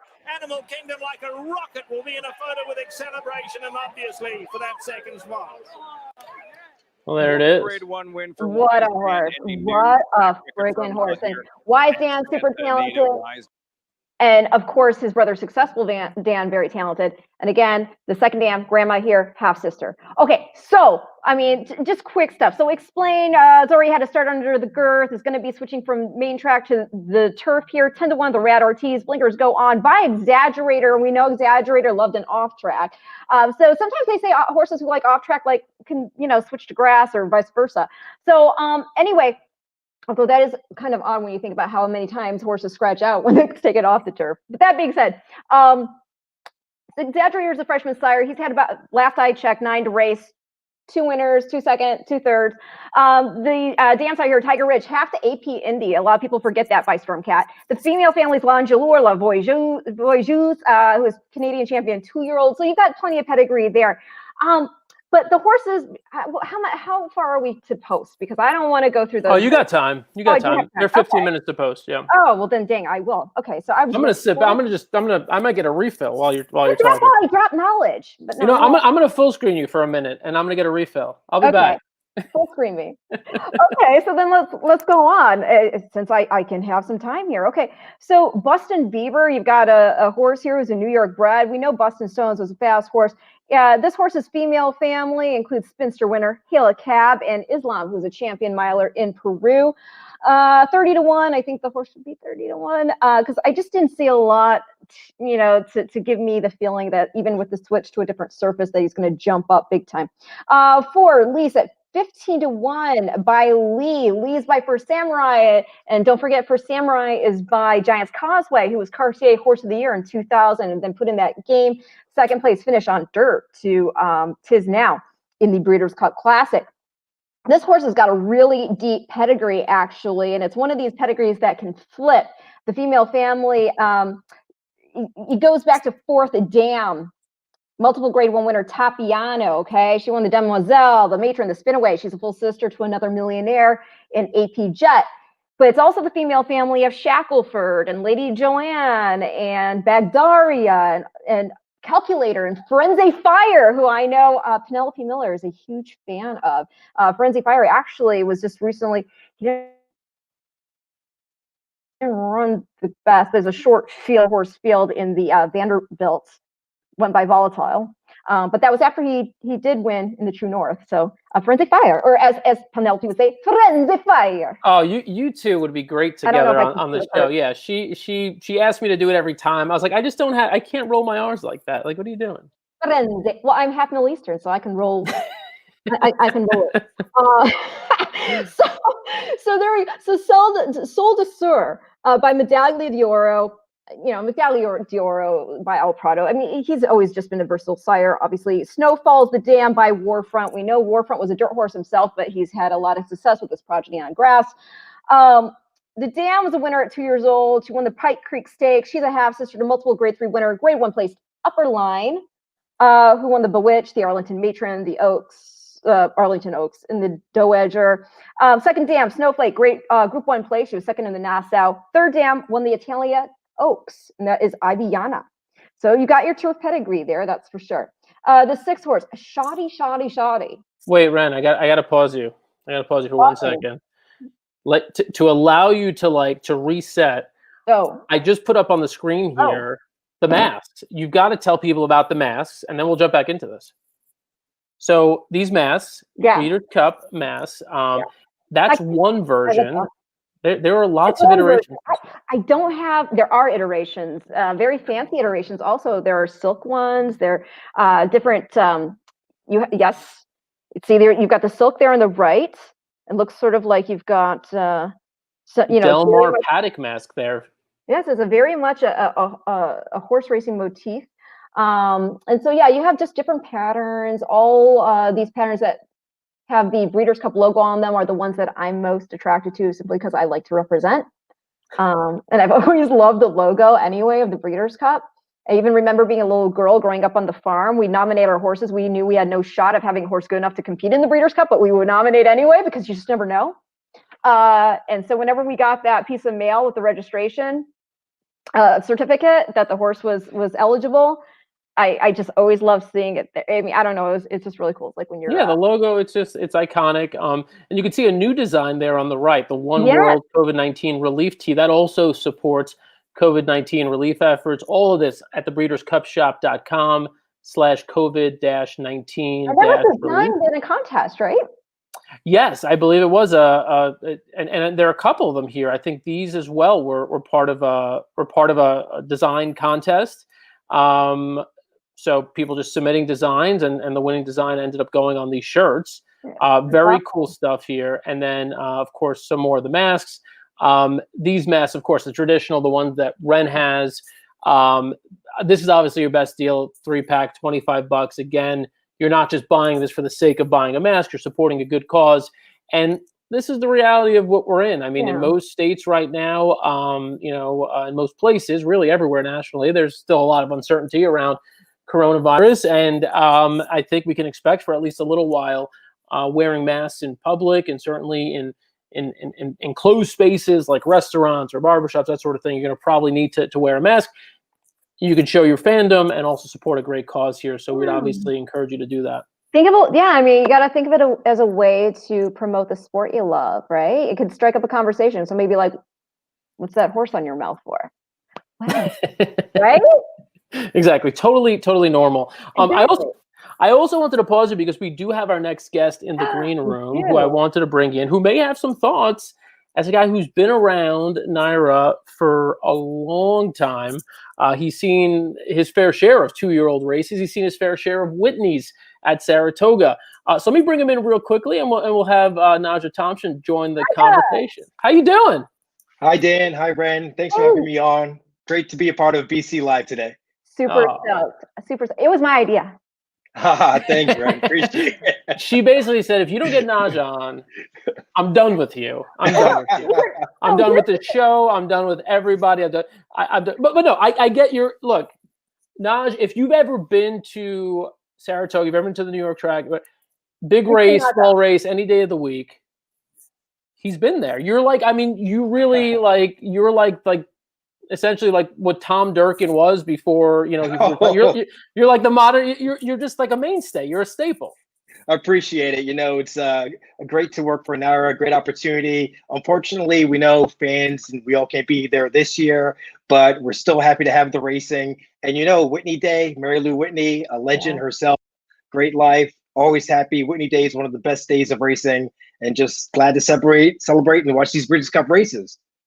Oh my gosh. No, I love it. But what you're saying, Dan, is so true. I mean, part of the reason I was just like, okay, I see Naja all the time when when I'm in a New York track, but he always looks so busy. I've never had a chance to say hi. So I was like, we're going to get him on the show. So this way he's cornered and I have to say hi and he has to talk to me. Definitely, Ren. I see you and Matt all the time, Saratoga in summers. It's great to be on board. Oh, thank you so much for coming on. Let me do the formal intro here. We've now we've obviously professed our love. Yeah. We've done, we've sang the plaudits, but just to let you know, if you don't know Naj, he's been with NYRA for 9 years now in various positions, initially in the marketing department and most recently in the press office. Currently, he's with the HR, Human Resources Department, as recruitment and employee engagement specialist. So it sounds like basically your role these days is trying to find some talent, people to bring to NYRA to help support the product there.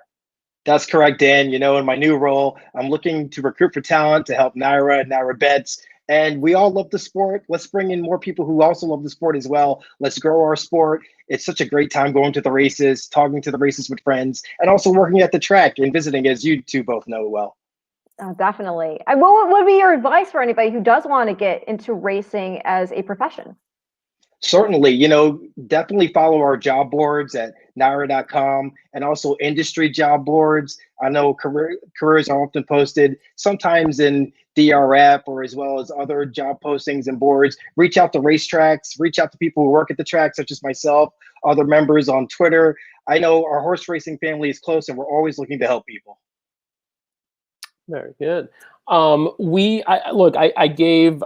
Nacha, I said, listen, you're going to come on, we're going to talk a little bit, but you know, we're going to ask you to deliver some handicapping too. I mean, in no sense in having you on if you're not going to drop some handicapping knowledge on us. We just had Ren go through about half the field. She's got some more work to do. She's got to run through the rest of this field. I haven't even got to the horse I like yet. On pedigree. All right, so let's do this, Ren. Yes. Take us through the rest of this field, and then I want to hear Nacha's take on how he would bet the upcoming 7th race, which, by the way, is 7 minutes away. Okay, let me, Saratoga. and I will hurry. So, okay, the 6th horse is Shoddy by Summer Front, out of Shea Darby by Street Sense. The dam is Stakes Place. She was second in the Lady Finger. So, when we say Stakes Place, this is what I'm talking about. Sometimes you'll see black type in a pedigree, but not all black type is created equal. That was at the Finger Lakes. You know, it wasn't the most prestigious of stakes placings, but still. But she's a half-sister to multiple grade 3 place swear by it. It's the family of Horse of the Year champion turfer in Chile, Ballistic. King of Miami. This is one of the horses definitely you have to use. You don't want to get beat by Wesley Ward, right? You just don't with the 2-year-old. So you have to use him, but I think we can beat him. King of Miami, this is a horse that Naomi was talking about, who she really likes. I mean, it makes sense to now get this horse on the turf, which he was meant for on debut. It came off. It was a muddy track that day, but he still put in a really nice 2nd place performance. He's by American Pharoah. We know who American Pharoah is and the greatness that he displayed himself on track. And now, though, it's really interesting because we're seeing a lot of his progeny have success on the grass. A great example of that, 4-wheel drive, who won the Breeders' Cup Juvenile Turf Sprint this past year.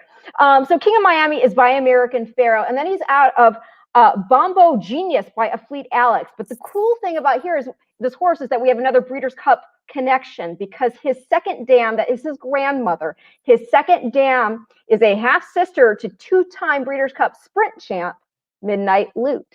So a very nice pedigree there. The 8-horse Modern Science by Galileo. I don't need to say anything, right? Turf race, Galileo.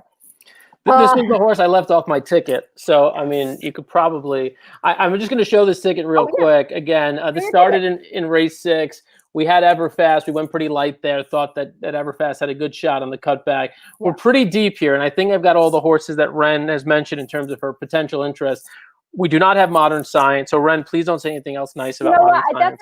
No, if I were going to use a couple of horses here, the 3 horses I would use, well, I'll get to it. I'm gonna keep you on tenterhooks. So Modern Science is a half himself to multiple Grade 1 winner, Group 1 place turf sprinter Bashara. She won the Lothar and Princess Margaret at 2 years old. So there you have precocity, and you have not only the ability to win at 2, but Sorry. Your ego is out of control right now. You're showing tickets. You're talking about like winning with like Everfast on the last leg, that your ticket's still alive, and you're showing yourself in full screen. I don't know what you're doing. So anyway, no. So anyway, the dam was unraced, but she's a half sister to multiple stakes winners, Kiss Mine and Kiss Moon. So he's got a nice pedigree, but I wouldn't worry that you don't have him on the ticket. Okay, so if that makes you feel any better. That does the 9-horse. Berhanu. This horse is already run. This horse is run at Belmont, at Saratoga. Will be getting on the turf for the first time. Is by the Factor, out of Lightbringer. And I don't know. Lightbringer herself was a debut winner at 2 years old, and she was a stakes winner at Calder. I really wouldn't worry here.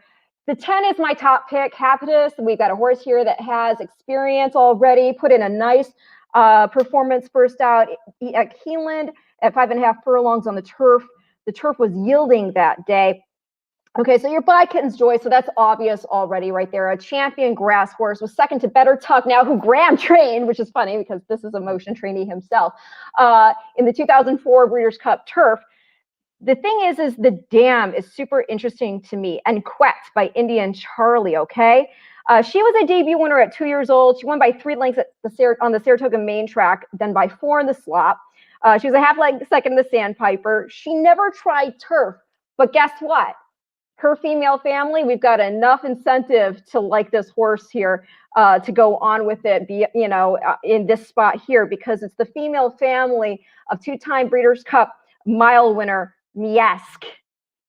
Okay, so Miask, we already know her greatness. She went on to produce King Mambo. We know how great King Mambo was. He is a sire-produced Lemon Drop Kid, who we know all the great wins he picked up on the New York circuit.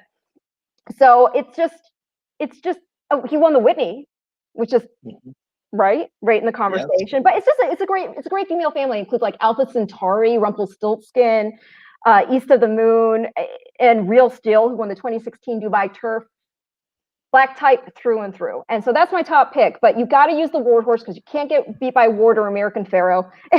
And then as a price at 12-1, I think you use Flight to Paradise, who's 22-1 right now. 22-1 with just a minute to post. So now, not too much. Naja, we backed you into a corner. You've got a minute. Take it away. No problem. That was a great breakdown by Ren. I'm going to also focus in on Wesley Ward. I'm going to key him a King of Miami and Exactas with Habitus and Flight to Paradise. Right. Yeah, King of Miami on top with Habitus and Flight to Paradise underneath. Let's make some money. All right. I love it. I like that. So what we're going to have to do, and we've got a couple of questions on this about where they can watch the races. The races you can watch on Fox Sports, America's Day at the Races. You can watch the races there. We're your second screen for the Whitney, because the Whitney Stakes is a Breeders' Cup win and you're in race for the Longines Breeders' Cup Classic. We will show you that race here. So if you're looking for the Whitney, you can watch it here if you're outdoors, you're out and about. But if you're home, you're looking for the races right now, turn on Fox Sports, watch America's Day at the Races, and you'll be all situated. So we've got, the horses headed toward the gate. Obviously, I'm a little worried about Modern Science. In terms of handicapping this race, by the way, I just want you to know, that was not a vanity play going full screen. I had a random knock at the door. I can't leave, obviously, so I tried to mute myself. Producing, hosting at the same time. This is like okay, sure, a lot going on. Instead of muting myself, I went full screen. Anyway, no, the horse that I thought was interesting in this race, not because it's also the best name, but Shawty. Six horse, Abreu Gaffleon on the turf. I love Gaffleon on the turf, but Abreu, Stellar Agent on debut in 2018, 13-1, won, 2-year-old on the turf at Saratoga. Of his 6 starters on the turf in Saratoga over the past few years, Abreu, 3 of them have been in the money. So that they always come out ready to run. Yeah. And generally with 2-year-olds, Abreu 21% with his 2-year-old first-time starters. Sire, Summerfront, 2-year-old turf routes, pretty good, 18%. Shorter sample there, 49 races. This horse is a half-sister to Shady, who won in her turf routing debut at Saratoga in 2018. Very good. You proud of me, Ren? Look at you. Proud of me, Ren? I am so proud of you. I am so proud of you, Dan. Like that got me like super stoked. That I'm like, oh my gosh, he got a little geeky with it. I tried to. Look, Gaffleon, for my money. Look, Pratt is solid. Yeah, love Pratt. My money, I think Gaffleon's the best turf rider in the country. Yeah, well, what do you think? Naja, he's up there. He's up there. He's up there. Of course, we're at Saratoga, where the colony is very deep. But Tyler certainly deserves his praises. But also, going down the list, we've got Luis Saez in this race as well. We've got Johnny V, Hall of Famers all around. Jose Lescano, who's also done some good work on the home meet and on the turf always. Junior's a nice rider on the turf too. Junior always does well on the turf. Yeah. Correct. And we're Bill Mott, so yes. And that's the interesting thing that we're going to see. I mean, again, for example, with Flight to Paradise having drawn the 1 hole. I mean, if this was a 5-furlong sprint, I would be a little more hesitant to throw a horse already at that type of big price on a ticket. But you've got a mile and 16th to kind of find your way and get into position with such a fabulous Hall of Fame jockey in Johnny V. I mean, that's why it's really hard to overlook a horse whose grandmother's a half the wise Dan on the, when he's making a debut here on turf. But yeah, I mean, like I said, I think a horse like Habitus you know, you can see the race. I mean, he didn't have the greatest of goes out of the gate, and again, that was a sprint going 5.5. Here he's going to be able to stretch it out, and so with the experience, also mentally, I think that definitely helps. So I've got the race up on a screen here on the side. You guys have the race up? Are you going to be watching it simultaneously? Yes. Yep. All right. So we're all kind of watching. I give you a little play-by-play. It looks like a little bit of a scramble at the start. Number of horses vying for the lead. It looks like Explain, the one you talked about for a bit. The Baker horse with Irad up is probably from that rail going to secure position on the lead. I would not mind this. I would be completely okay with this. 3-horse, Bustin Bieber, another solid name. Stalking just in behind. And then you've got Baranu, the 9-horse. About 3 wide right now, kind of stalking. But it looks like a 2-horse, Explain, settled in, going a nice little pace here. I mean, 23-2, but going well. In behind them, about 3 lengths behind, is King of Miami, followed by Habitus. So Ren's play there, her two main horses there. And behind them is Shorty, followed by Modern Science, followed by Sol del Sur, followed by Flight to Paradise, and then last is Lease. So they've gone a half mile now in 48 flat. Explain is on the lead still. It looks like some of the other horses in behind are under a bit of a ride. Nice sweeping move here from Habitus on the outside. Habitus making a nice move. Let's see if Habitus can sustain it. But Explain still on the front end, still moving. King of Miami making a move up the rail now. Between horses, splitting horses is Shorty. On the outside, though, Modern Science, not Modern Science. No. Come on, Shorty. Nice. Boom! Nice, Dan. Oh, right. Dude. Thank you. Excellent pick. Dude, that was an excellent pick. I bow down. Thank you. Well, I think I'm done here. Naj, you take over? Actually, I take that back because you can use this footage against me at some point, like, right? If I bow down, I'm just going to applaud. I was just like, please don't let Modern Science beat me. Like the one horse I left off the tape, and I'm like, this would be crushing. Like if the horse that I like gets beat by Modern Science, so this is good. I had some money across on Shorty, and we move on. If you played this ticket, I now gleefully will show you the ticket again. This is going to make the highlight reel, right? If you want to roll with us, the ticket's still alive. You could play a pick 3. You could play a double. Of course, all of this hinging, of course, on Code of Honor winning the Whitney. Speaking of the Whitney, Naja, we know we've got you for a limited time here. We want to get your thoughts on the race. And you've seen 1 or 2 Whitneys in your day at Saratoga. This field, though smaller, I think is one of the more quality fields we've seen. What do you think, and how do you bet this race, if you bet this race? Certainly, as you said, Dan, this Whitney field is compact, but it is loaded with talent. You have multiple stakes winners all over the map, all in the field.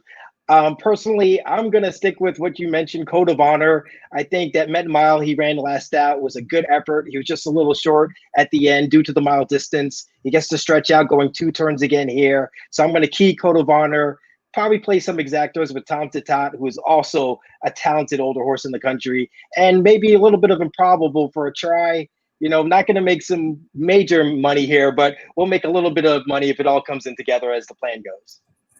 I like that. I'm down with all of that. Ren, go ahead. Well, I'm just curious because, just all what has, you mentioned Mary Lou earlier. I'm wearing blush pink in her honor. Can you, just because you have been so integral to Naira and just over the course of all these years and just seeing the impact she has, what does Mary Lou Whitney mean to you? Wow, just a phenomenal woman, matriarch of not only Saratoga, but horse racing in general. She's contributed so much to racing, and especially the backstretch and backstretch workers. Her and her husband, John Hendrickson, have donated so much and have been involved with backstretch dinners every Sunday during the meet. And she's done that for years. And that tradition has continued. And of course, on the racing side, Birdstone, her connections, just all over the map. She's just so integral to racing. And her legacy will live on forever. Do you have a personal memory that you shared with her? You know, a couple of years ago, we celebrated her birthday on the track, and we had a birthday cake, and we brought it out, and just she was so nice and just so happy. Of course, all the fans were there to salute her, clap for her. It was just a great moment. No, that's awesome. That's awesome. It really is. But people like her and people like you make it happen. Sure. I appreciate it. And you too as well. You know, racing's just a tight community. America's Based Racing just does such a great job in promoting our sport and getting new fans in. So I have to salute you guys as well. All right. Well, the check is in the mail. Naja, thank you so much for taking a few minutes with us. Love to have you on again down the road. We know that this has been a crazy year with a lot of movement given coronavirus, and you know, we don't know with schedules and where people are in terms of availability, but always love to have you on, and looking forward to seeing you in person again. And when we don't have to socially distance, giving you a big hug and race this together. Definitely appreciate you guys for having me on, and let's get that ticket home. Let's do it. Thank you, Naja. Have a great day. We'll see you soon. See you soon. Bye, guys. Bye. All right, that was Naja Thompson with the New York Racing Association, one of our favorite people. Glad he could take a few minutes with us here. I love the passion. You can hear the passion in his voice. Oh, yeah. We go now from the East Coast to the West Coast. Sean Alvarez. How you guys doing? I appreciate you guys having me on. Good. It looks nice and bright and beautiful like it always is out there. It's you know, I'm more in the North County and inland from Del Mar, so it is bright and sunny and pretty warm. So it's probably 96, 97 here right now. It's not enjoyable. You know, us San Diego, California people, we tend to be upset with the weather if it's not exactly perfect. So this is not my idea of a good day. So we need, you know, air conditioning, stuff like that. But we got good racing. Everything is good. Don't go all Devo. Come on now. Is that Beholder behind you? I'm sorry. Yeah, it is Beholder and Gary Stevens. Yes. Nice. Are you excited? Her son QB1's going to be debuting soon. I'm definitely excited. Yeah. I mean, racing's back at Saratoga, Del Mar. I mean, everything's great. No complaints. Well, Sean, let's give you the proper introduction. Sean, sorry. I learned. No, that's the thing. We get carried away. I introduced his picture before him. Yeah, what kind of you know? Can you describe that frame to your right and what is that? Are those golf balls? These are golf balls. They were a lot of the courses I have not played. They were mainly gifts from members at the country club that I worked at. So they would go to Scotland and stuff and places like that and bring me, logo balls. Very cool. All right, Sean Alvarez, handicapper these days, well known. You see him on Twitter, you see him everywhere. He was at the NHC this year. Enjoyed spending some time with him out there. What I didn't realize was how recently he'd been introduced to racing and his link to racing and how he kind of ended up getting really immersed into it. Through a connection with a trainer that you may have heard of and through that trainer's family. Sean, retell briefly that story and then, you know, kind of how that sort of ended up hooking you and how you became so involved in the handicapping and betting side of things. Yeah, I was teaching golf at Fairbanks Ranch Country Club, which is like a mile and a half east of Del Mar Racetrack. So obviously there's a lot of push, you know, towards the races there. And one day I came into work and there was a note on my drawer that said, call Jill Baffert. She wants lessons for her son. And I had never seen a horse race before other than maybe the Kentucky Derby while I'm, you know, looking for a, you know, baseball game on ESPN or something. And so it was in my head pro's handwriting. So I felt like it was probably in my best interest to, you know, give her a call back. And I did. Taught Bodie for a year and she tried to get me to go to the track and I just wasn't interested. And finally a couple coworkers caught wind of it and said, I don't care if you like horse racing or not, Del Mar's fantastic, you got to go.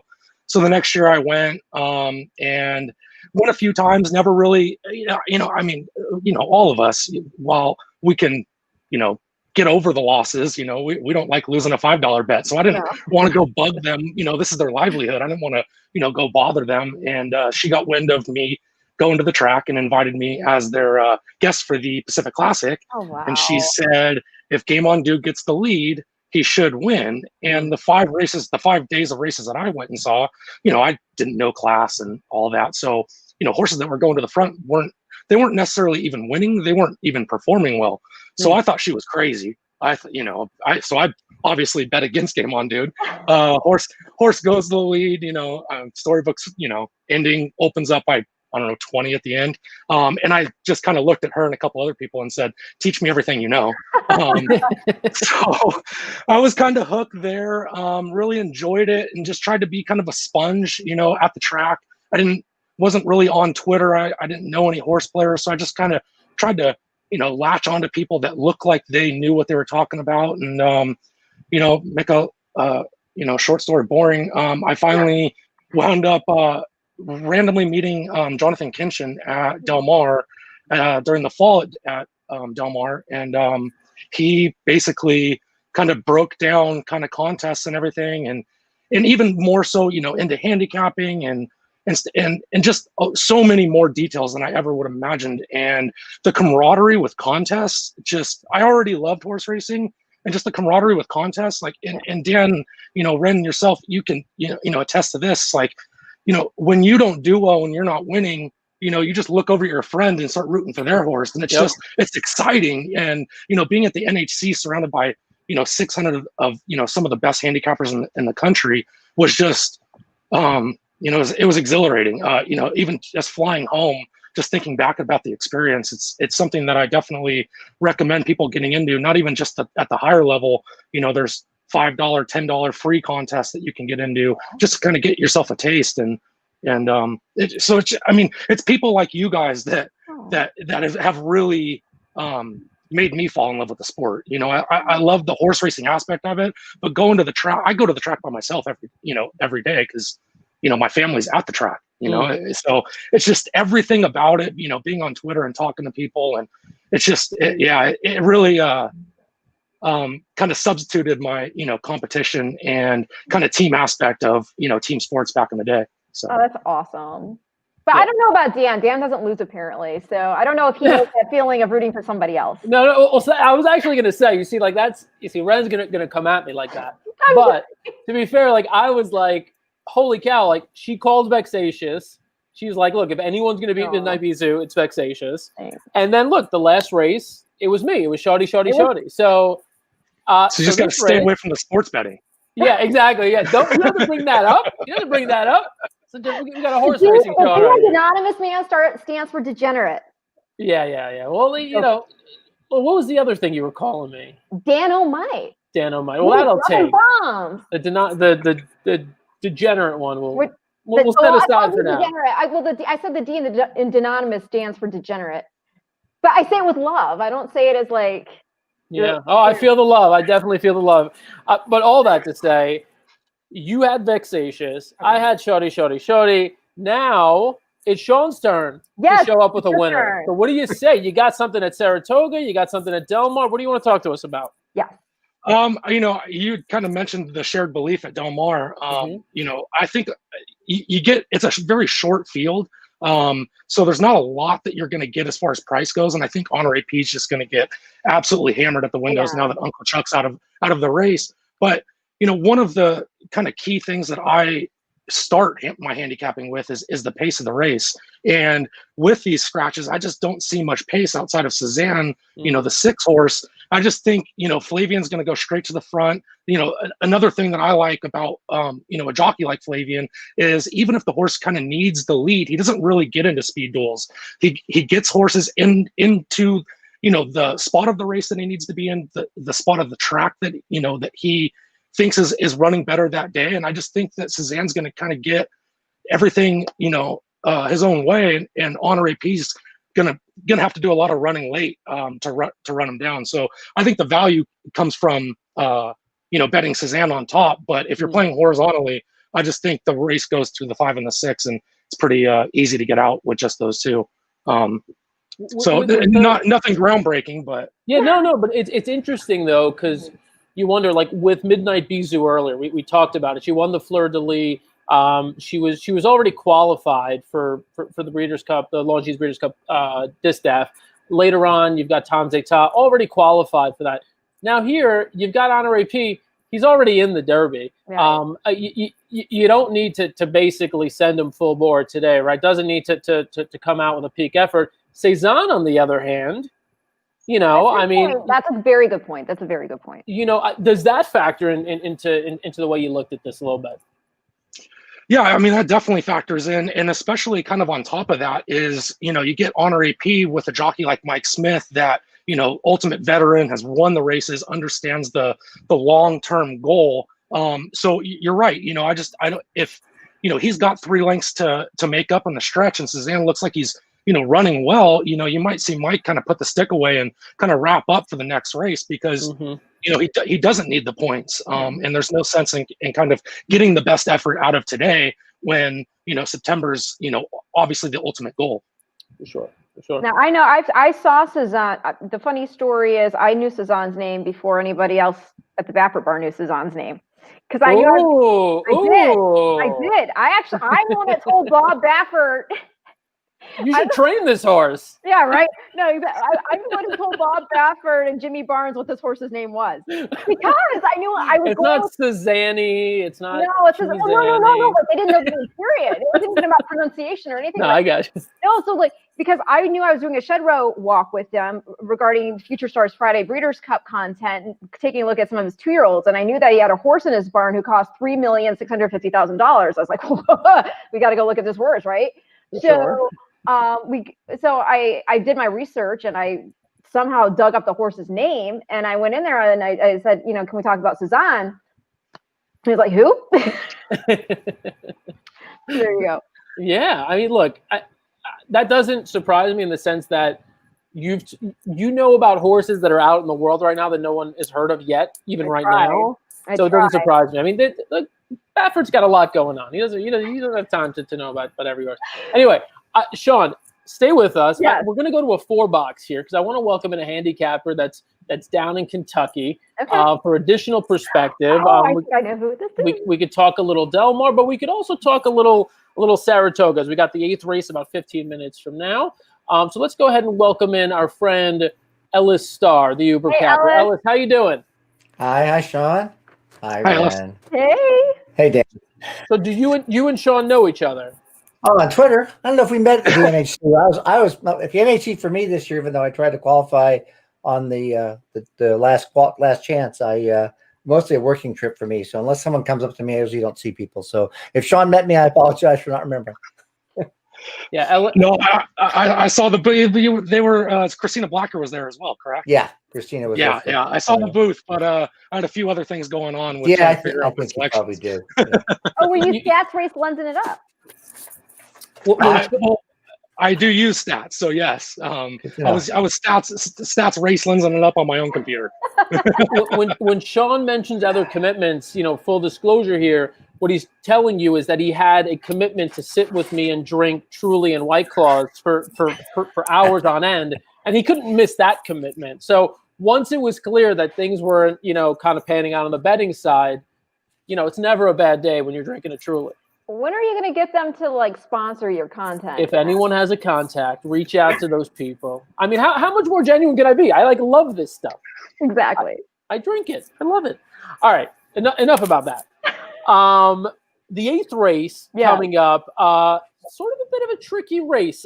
Ren, I know when I talked to you about pedigree, obviously you had a lot more sort of excited opinions about the 2-year-old maiden race than this one. Because the deal with 3-year-olds is generally everybody wants to get a return on their investment right away. So if a horse doesn't run at 2, there's usually a reason why. Either they're just not good enough to compete yet or whatever. So pedigree doesn't mean quite as much when you see horses still trying to break that maiden at 3 years old. It just doesn't.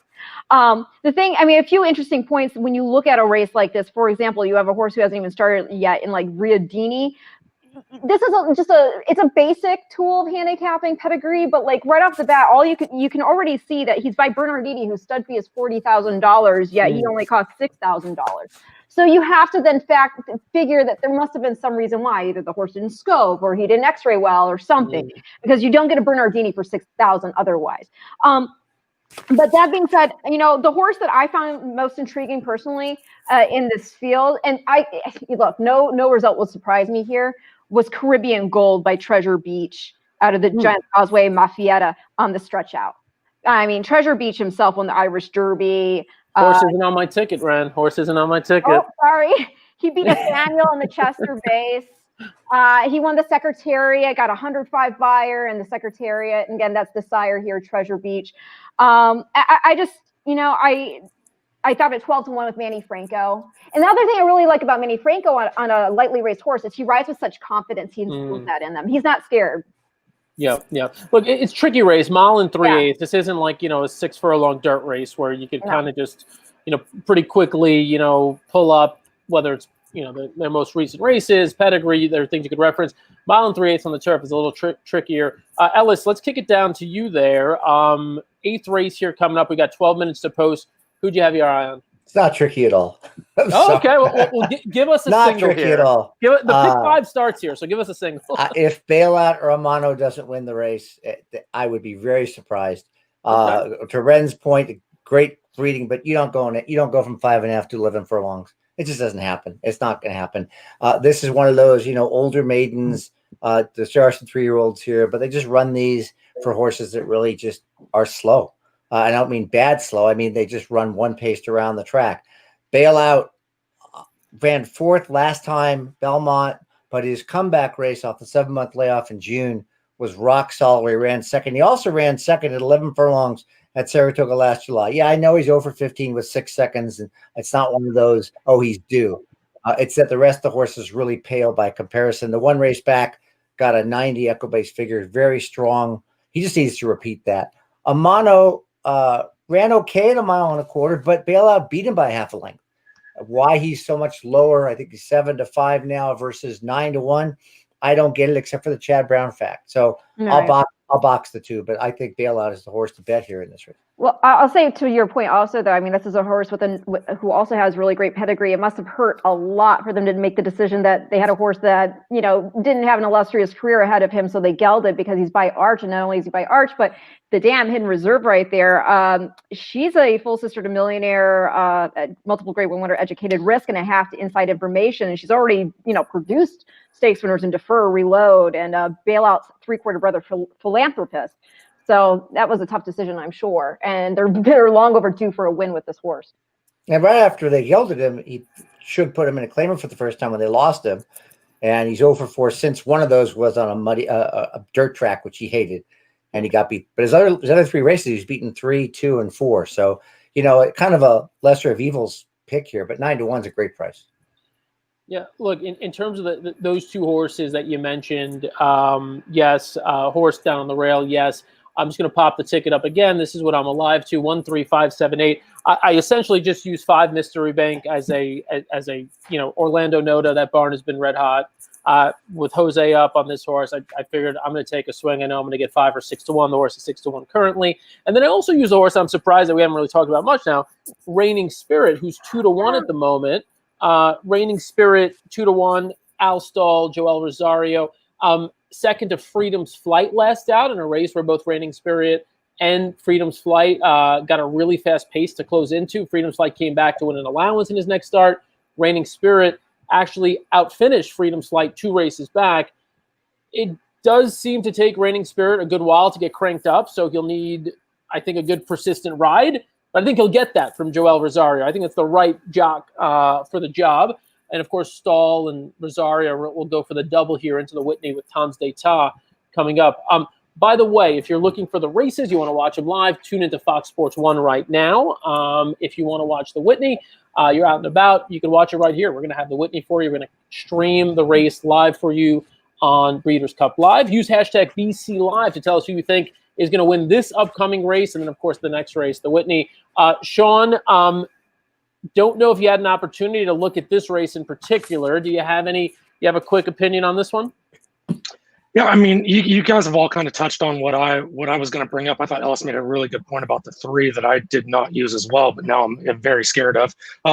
Actually, I agreed with you on the 5. I mean, you kind of had to throw it in just because it's first time. You know, Noda is definitely kind of, you know, peaking at obviously the right times. Mm-hmm. You get Jose Ortiz on, and obviously also could be a pace pressure or pace presence in a race where Ellis had talked about.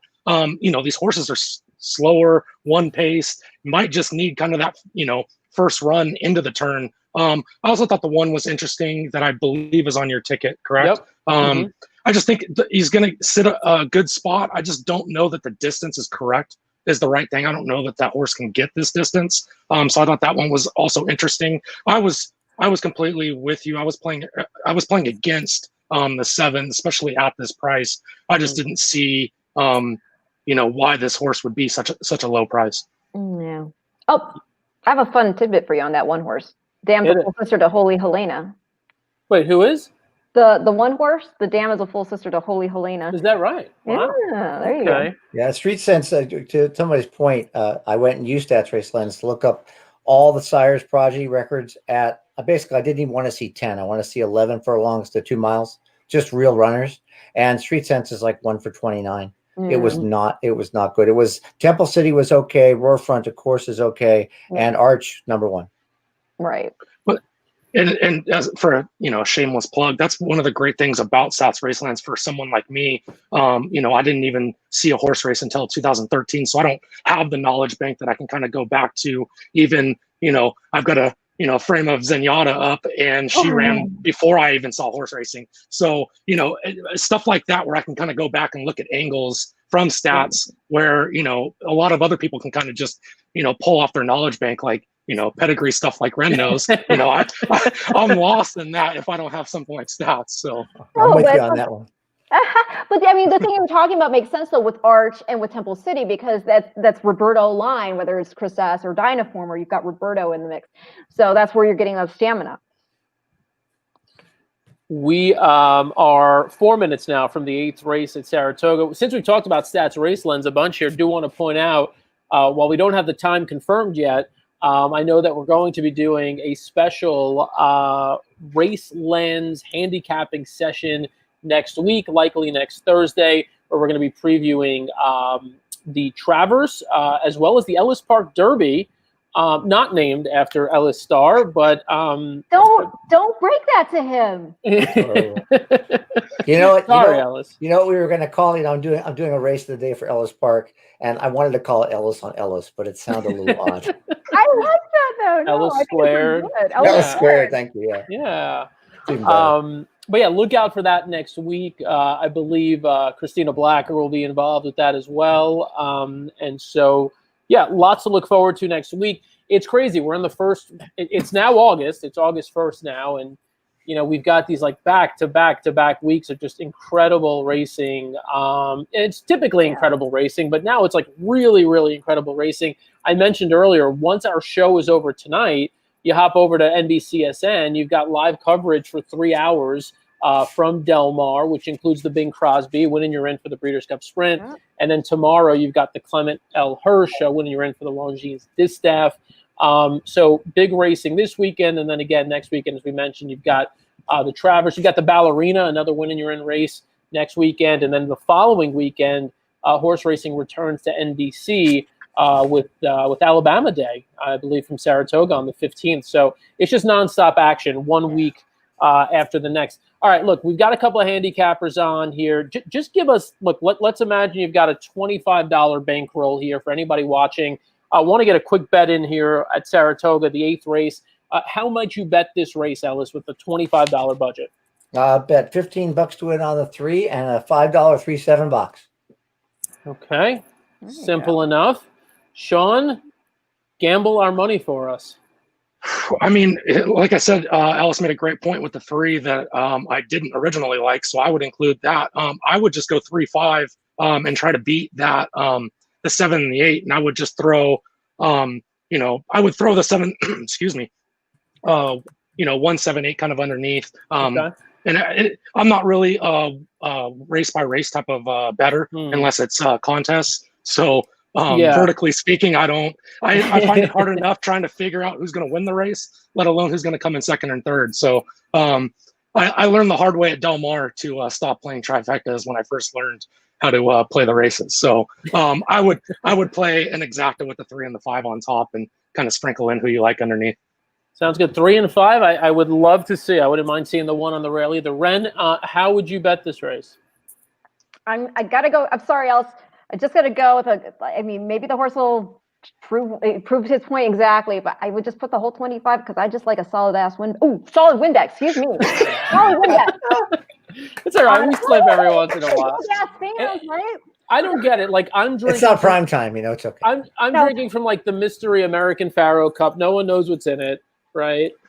And Ren is drinking water, or at least I mean, it could always be vodka. Oh wait, no, here, like we have the big ass fans dirt mile, so right. If that's allowed, it's all good. So no, I mean, I would just, I like a solid win bet. So I would just go all 25. Boom. You going with what? Your Caribbean Gold, the forward? Caribbean Gold. I like that. Look, I'm gonna put $5 to win on the horse, just so like if I get knocked out, at least I get my money back for this pick 5. Got a late scratch here. Oh, I don't see the saddle's already off, so I missed it. Okay. Looks like the 2 horse. Two. Your first time starter. Okay. Yeah, that's too bad. Make no changes. All right, okay. Ryan, I put a couple of bucks on Caribbean Gold just so I don't end up miserable the rest of the night if the horse wins. I'm already miserable. I ran. Are we a little worried that we're overlooking Clement here at all, or? I mean, you're overthinking this race, Ren. Yeah, right. The confidence. I mean, Ella's rolling in with crazy confidence in this race. It's a 2-horse race. Like, don't bother me. And I just got beat with a horse I really liked at San Lita 25-1. So. And you're still confident. You can't play scared. That's a big, so it's good to hear that type of confidence. Always the same.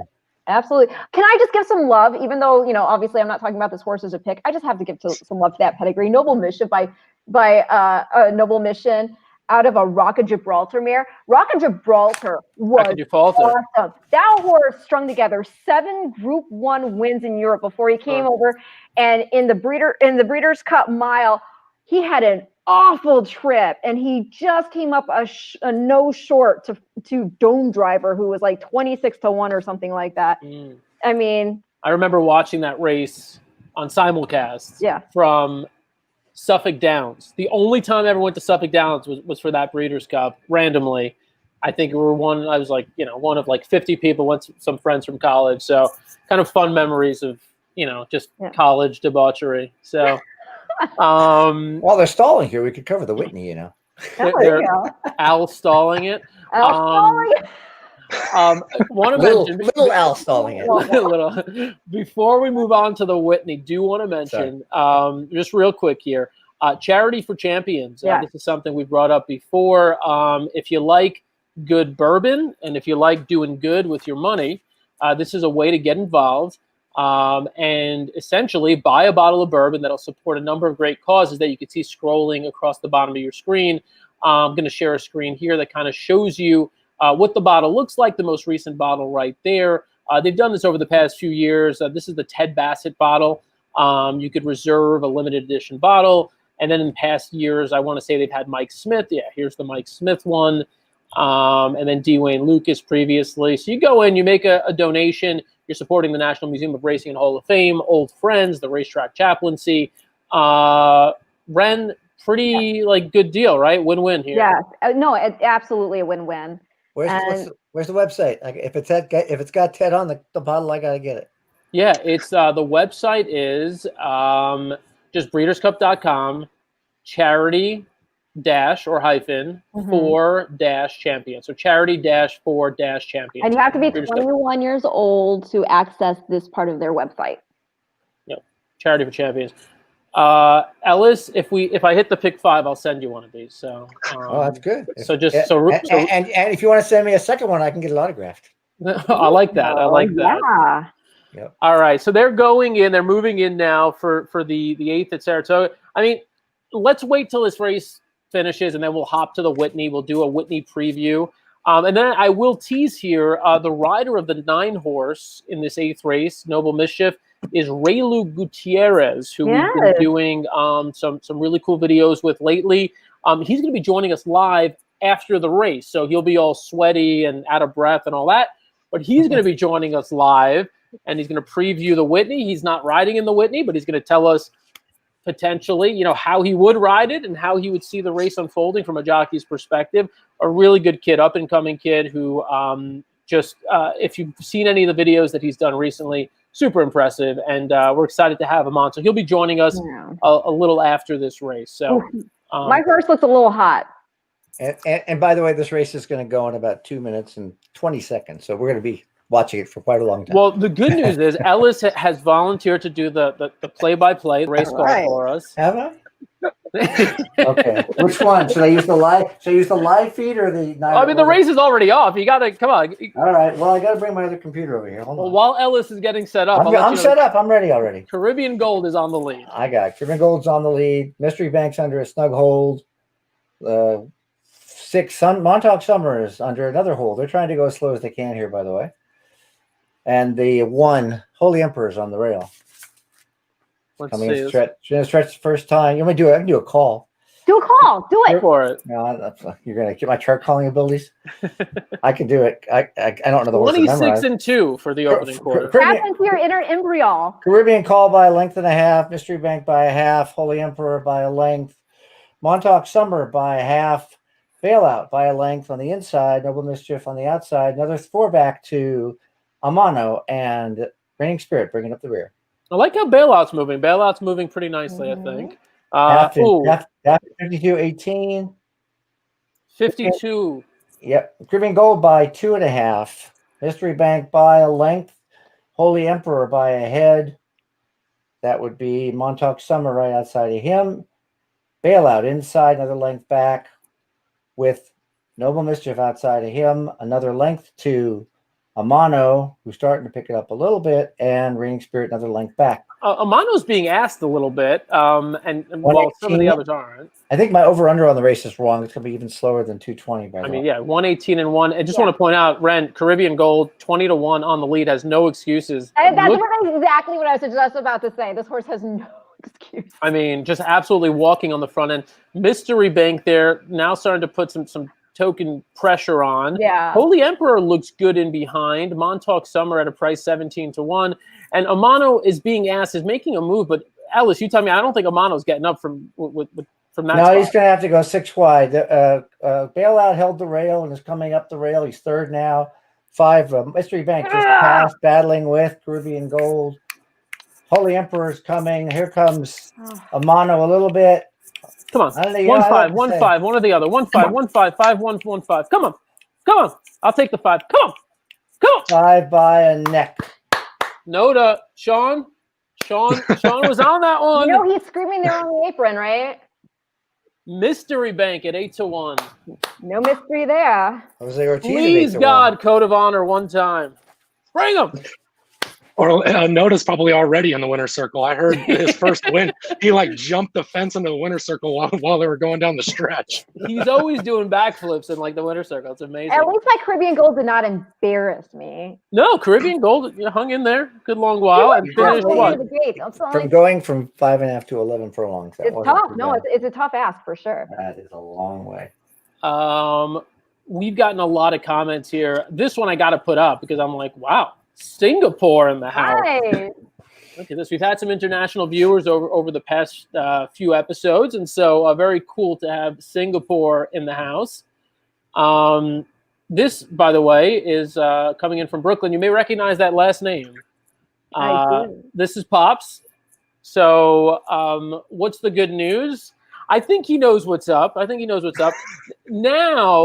I don't want to look past Code of Honor, but I want to get a quick opinion while we've got Ellis and Sean.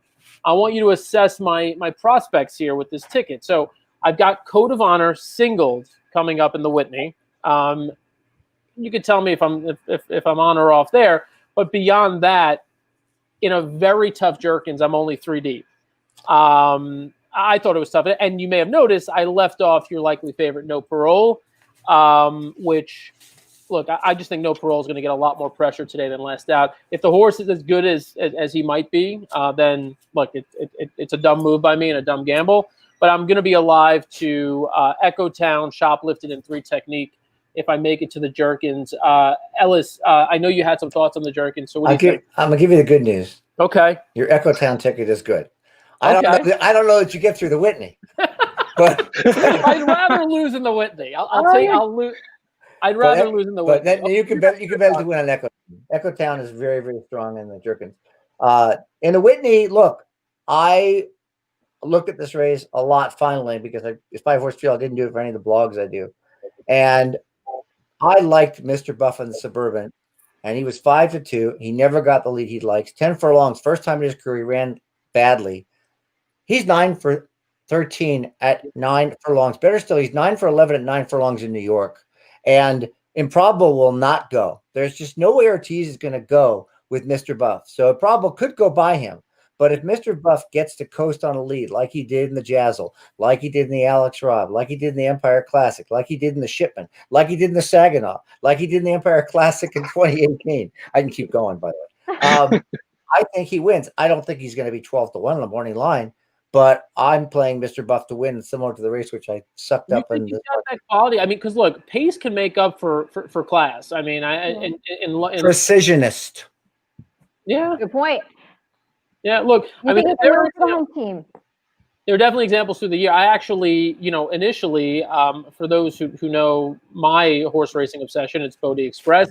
They were initially worried that Bodie Express might be in this race, and I was super excited. I was like, all right, Bodie Express. I kind of flashed back to Moreno, who obviously was not at the top of that class, but was able to wire. Look, if you could get loose on this track, go in this distance, there's no reason to think you can't win. There have been horses who have done it over the years. Like I said, Moreno is just one that comes to mind, namely because I actually hit that race. And so, look, Mr. Buff, I think has to prove himself in this field. Tom's d'Etat, as we mentioned, with the Breeders' Cup Classic rankings, #1 currently in those rankings. Code of Honor #3. I mean, these are, essentially, the horses in the Classic division. He's going to have to hope that not just one of them, but both of them are having a bad day, and that he can, hopefully get loose on the front end for him and his connections. Sean, how did you see the Whitney unfolding?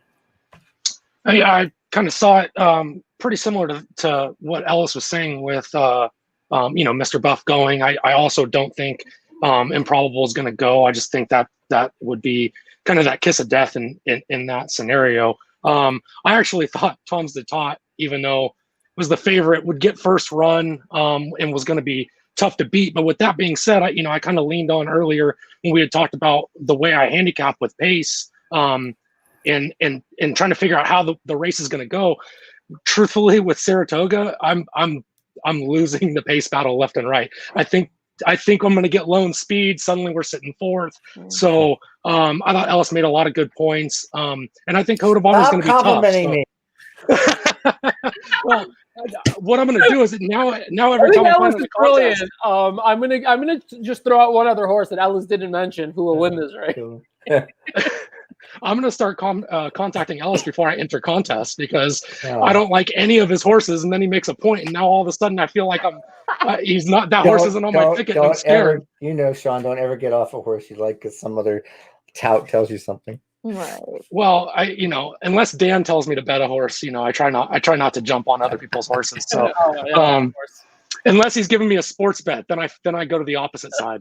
Oh my God, I was like all in on the Rangers today. Miserable. I'm not going to derail us. By the way, we're also 11 minutes to post from the race we talked about a bit earlier. That's the Shared Belief Stakes, of course. Honor AP right now 1-9 on Honor AP. And if you would have told me about a month ago that you would see Cezanne next out at 6-1. I'd be like, no way. What do you mean? That's pretty possible. But Cezanne sitting at 6-1 right now. The other 2,000 words who maybe 6 months ago, if you would have told me 1,000 words will be running in a race and it'll be 25-1, I would have also thought that was unbelievable. And then Kiss Today Goodbye at 55-1. Small 4-horse field. Not going to surprise you, but I do have a strong opinion in this race. Tell us. 5-4 Exacta Colt. With that long shot second. You like that long shot? Absolutely. His maiden got a 107 equibase figure at a mile. And last time out, you can toss it. He was off slow and ease doesn't count. So, looking at a maiden win. Look at Honor AP's maiden win got a 108 at a mile. Kiss Day Goodbye got a 107. I don't like Cezanne one lick. And 1,000 words, he just, he could beat me, but it's more likely 5-4. So yeah, right. I'll take the $30 Exacta. we were talking about this earlier, Ellis. I don't think you were on for this part of it. We're mentioning with Sean, like when we looked at the Personal Ensign and Midnight Bisou already having qualified for the Longines Breeders Cup Distaff, and then also the Classic here with Tom's d'Etat and really all these horses. I mean, essentially the top tier horses that already essentially qualified for the Classic. Do you think with the Derby being a month away now that Honor AP really doesn't really need to win this race? This is maybe, they I mean, not that Mike needs instructions, but that he knows, like, if it comes down to it, and if, for whatever reason, Cezanne is like just, eyes bulging out of the head, ready to like just win, like just there's no need to run Honor AP, all out, because you're good. And this is not the ultimate target. Yeah, I mean, I understand that all, but you don't want to take a step back either. He still needs to run as well or better as he ran in the San Diego Derby. Cezanne needs to prove himself in stakes company. So it's going to be really interesting to see how hard Pratt rides. Pratt could be riding for the prep to get second. I don't know how many points. Probably not enough points, right? But you never know if horses drop out. So yep, it's just such a weird year all the way around. Yeah, we've never had a horse named Art Collector anywhere in the mix because he wasn't ready till after the Derby would have been run in a normal year. Do you know, Ellis, would be actually a cool thing if you could go over, like, briefly, for people who are not used to, I mean, obviously we talk about buyer figures all the time and other type of figures, whether they're ragisms or thoroughbred. Can you explain the Equibase in comparison to buyers? Well, all speed figures, and there are a bunch. Some people use Brisk products. Some people use Buyer, Equibase. There's other ones. They're all basically the same. They basically try to evaluate the track surface from one day to another and determine how fast or slow it is and adjust that by the time. And they measure each track against the other track. So I always use this analogy for people who don't understand any figure. If I took the same horses in this Whitney and ran them today at Saratoga and ran them tomorrow at Churchill Downs, the time would be different. Nothing else would be different except for the field. And that's because the track itself is a living, breathing thing. There's different moisture content, different bank, all kinds of things. And that's what a speed figure does. It normalizes for those differences. You can compare horses shipping from one to another. You can compare horses, if you want, moving from turf to dirt. You can compare horses stretching out and cutting back if they meet other criteria. And so the Equibase speed figure is another one. It's on a different scale, so you can't compare one to another. But for those that do compare, and I do look at others once in a while, it gives you a comparison of which horse on a particular race was fast enough to win if you kind of match up those races. That's a good point. All right, we are coming up on 5:26 p.m., which means we are 7 minutes from the Shared Belief Stakes. We are 17 minutes from the Win and You're In Whitney Stakes at Saratoga. I want to thank both Sean and Ellis for spending some time with us. We do have a live report coming in from Saratoga, a live report from a jockey who will bring into the conversation in just a moment. But Sean and Ellis, thank you so much for spending the time with us. Good luck the rest of the way. Thanks a lot, guys. Appreciate it. Nice meeting Sean, and nice seeing you, Ren, and you, Dan. Thank you, Ellis. Best your wife. Yeah, thanks you. I appreciate you guys, and also nice to meet both you and Alice as well, Ren. Oh, thank you so much, Sean. No. See ya, Dan. We'll talk later. We'll talk later. Alice, hopefully I'm sending you a bottle later today too, and I'll send one to you, Sean, too, and you, Ren. Let's see if we get this ticket out. All right. Well, now I'm rooting for your ticket. All right, let's go. Let's go. Make it happen. Okay. All right, guys. Thank you again. We'll see you soon. Bye. I wouldn't feel bad taking it because I think you still owe me, right, for like giving you Math Wizard as part of your exotic plays. I owe you like the list goes on and on. I'm joking. All right, thanks, guys. We'll see you soon. All right, so as I mentioned, we've got a guest standing by live from Saratoga, a guest who you've seen on America's Best Racing channels over the past few weeks, if you've been paying attention. One of the up-and-coming jockeys in the New York circuit with an impressive background and a lot of energy and a lot of love for the game. He just finished riding the most recent race. He was just riding the last race. Let's bring him in right now. Raylu Gutierrez. Raylu, how you doing? Hey, what's up, guys? How are you? Good. How are you? Can you hear me? Yeah. So are you walking back to the jocks room? Did you ride with your phone on you? No, I threw off my vest, threw off my helmet and everything, and I'm here standing near the paddock. So I'm in my own little area over here, but I can see and I can hear everything. Oh, What was nice. the impression of the horse that you just rode? And what should we? Do you have any opinion of what he should do next? Excuse me? I said, do you have an opinion of what the horse you just rode should do next? Noble Mischief. Yeah, running the same race. I had a little bit of trouble. I had a little bit of trouble of getting him to settle.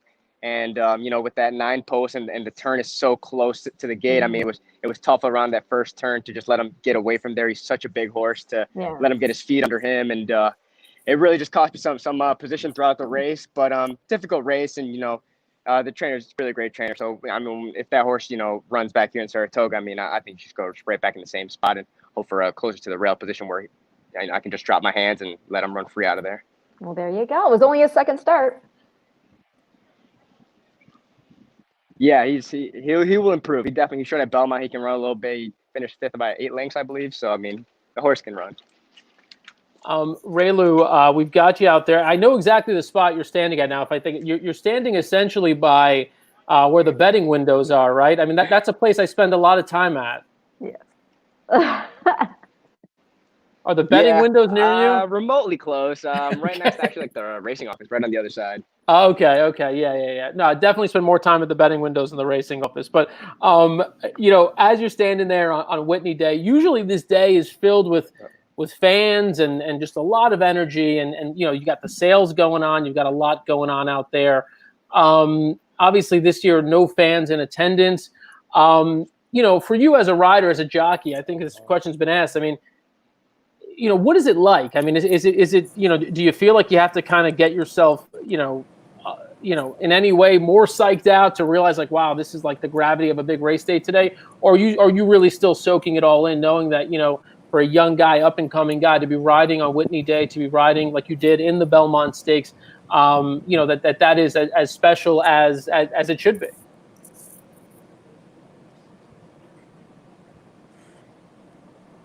Not hearing us? I'm having trouble hearing you. No. Oh no. Do you want to try to call back in? You could try to call back in, or try it without the earbuds. Hold on, I'm gonna have to back out. Yeah, he's gonna try getting back. All right, we'll do that. Let me. I've never talked to Raylu. Oh my gosh, he's so charismatic. Oh, he's great. Just hearing him briefly. If you watch his videos, videos, yes. We call them Rayvolution. He does some really cool stuff in terms of showing, you know, what his diet is, what everything, you know, how he kind of prepares for the day and all this. So it's really cool stuff. All right, I'm going to actually share the feed here of the witness. You can see some of the horses in the paddock. We'll try to get Raylu back here. Raylu, do you hear us? Yeah, I can hear you. All right. Is that better? Much better. I'm sorry, I had to take my AirPods out. I guess Apple's letting me down right now. Yeah. Well, actually, you could blame me for that because I was the one who brought up the AirPods. So you could totally blame me for that. And we don't have you on a delay right now, which is great too. Yeah. So as we mentioned, just a few weeks back, you rode in the Belmont Stakes. I was asking you about riding on Whitney Day. Now, you're not in the Whitney, but just, you know, kind of feeling the gravity of the moment of being at Saratoga, sort of the mecca, the epicenter of horse racing on a day like today. What does that mean to you?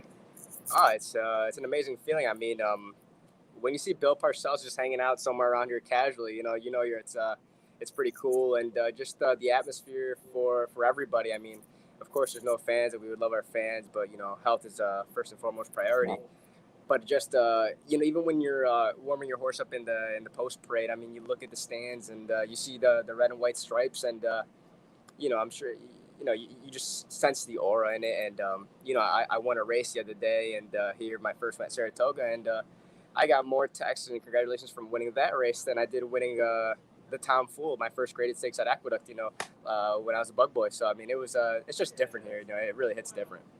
Wow. Yeah. What, you know, as a mom now, like, what are your parents like terrified every time you get on a horse? No, not anymore.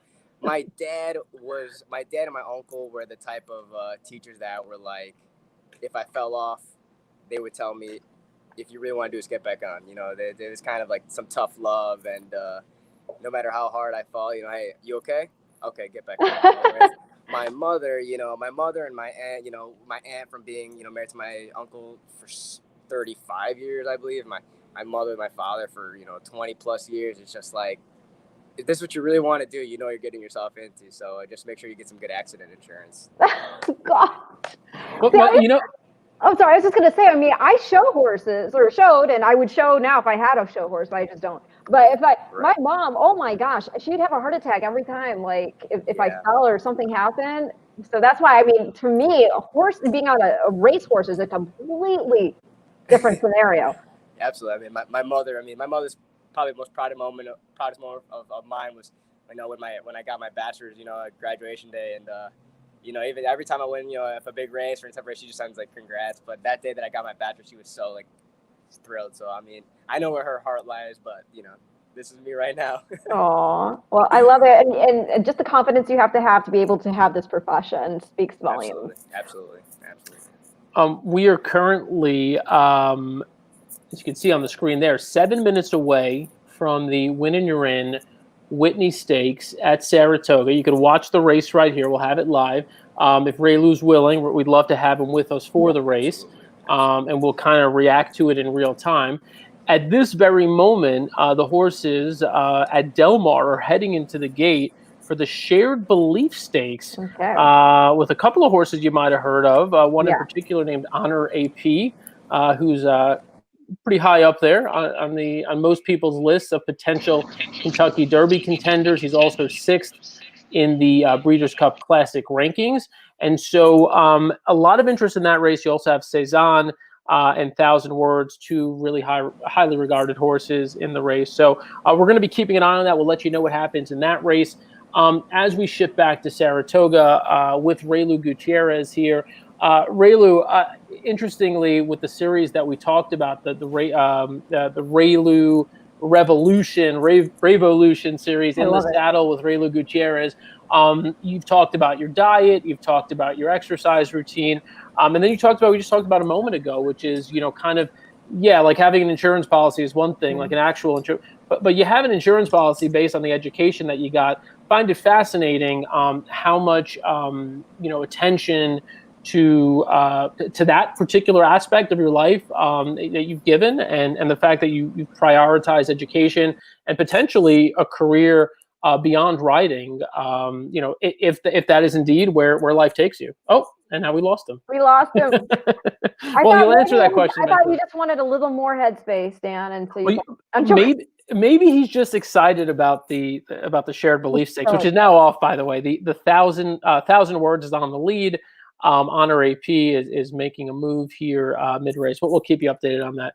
All right. There. All right. Ray Lou's back. Ray, did you hear any or part of that question that we asked? It said that you muted me, so I was like, oh, maybe he doesn't want me to hear something. that had to have been an accident. Well, we're just asking you about education and potentially, you mentioned in the most recent video that I saw that, you ride with confidence because, while you love riding, you love horses, you love this part of your life, that, you left some doors open for yourself. Talk about that in particular.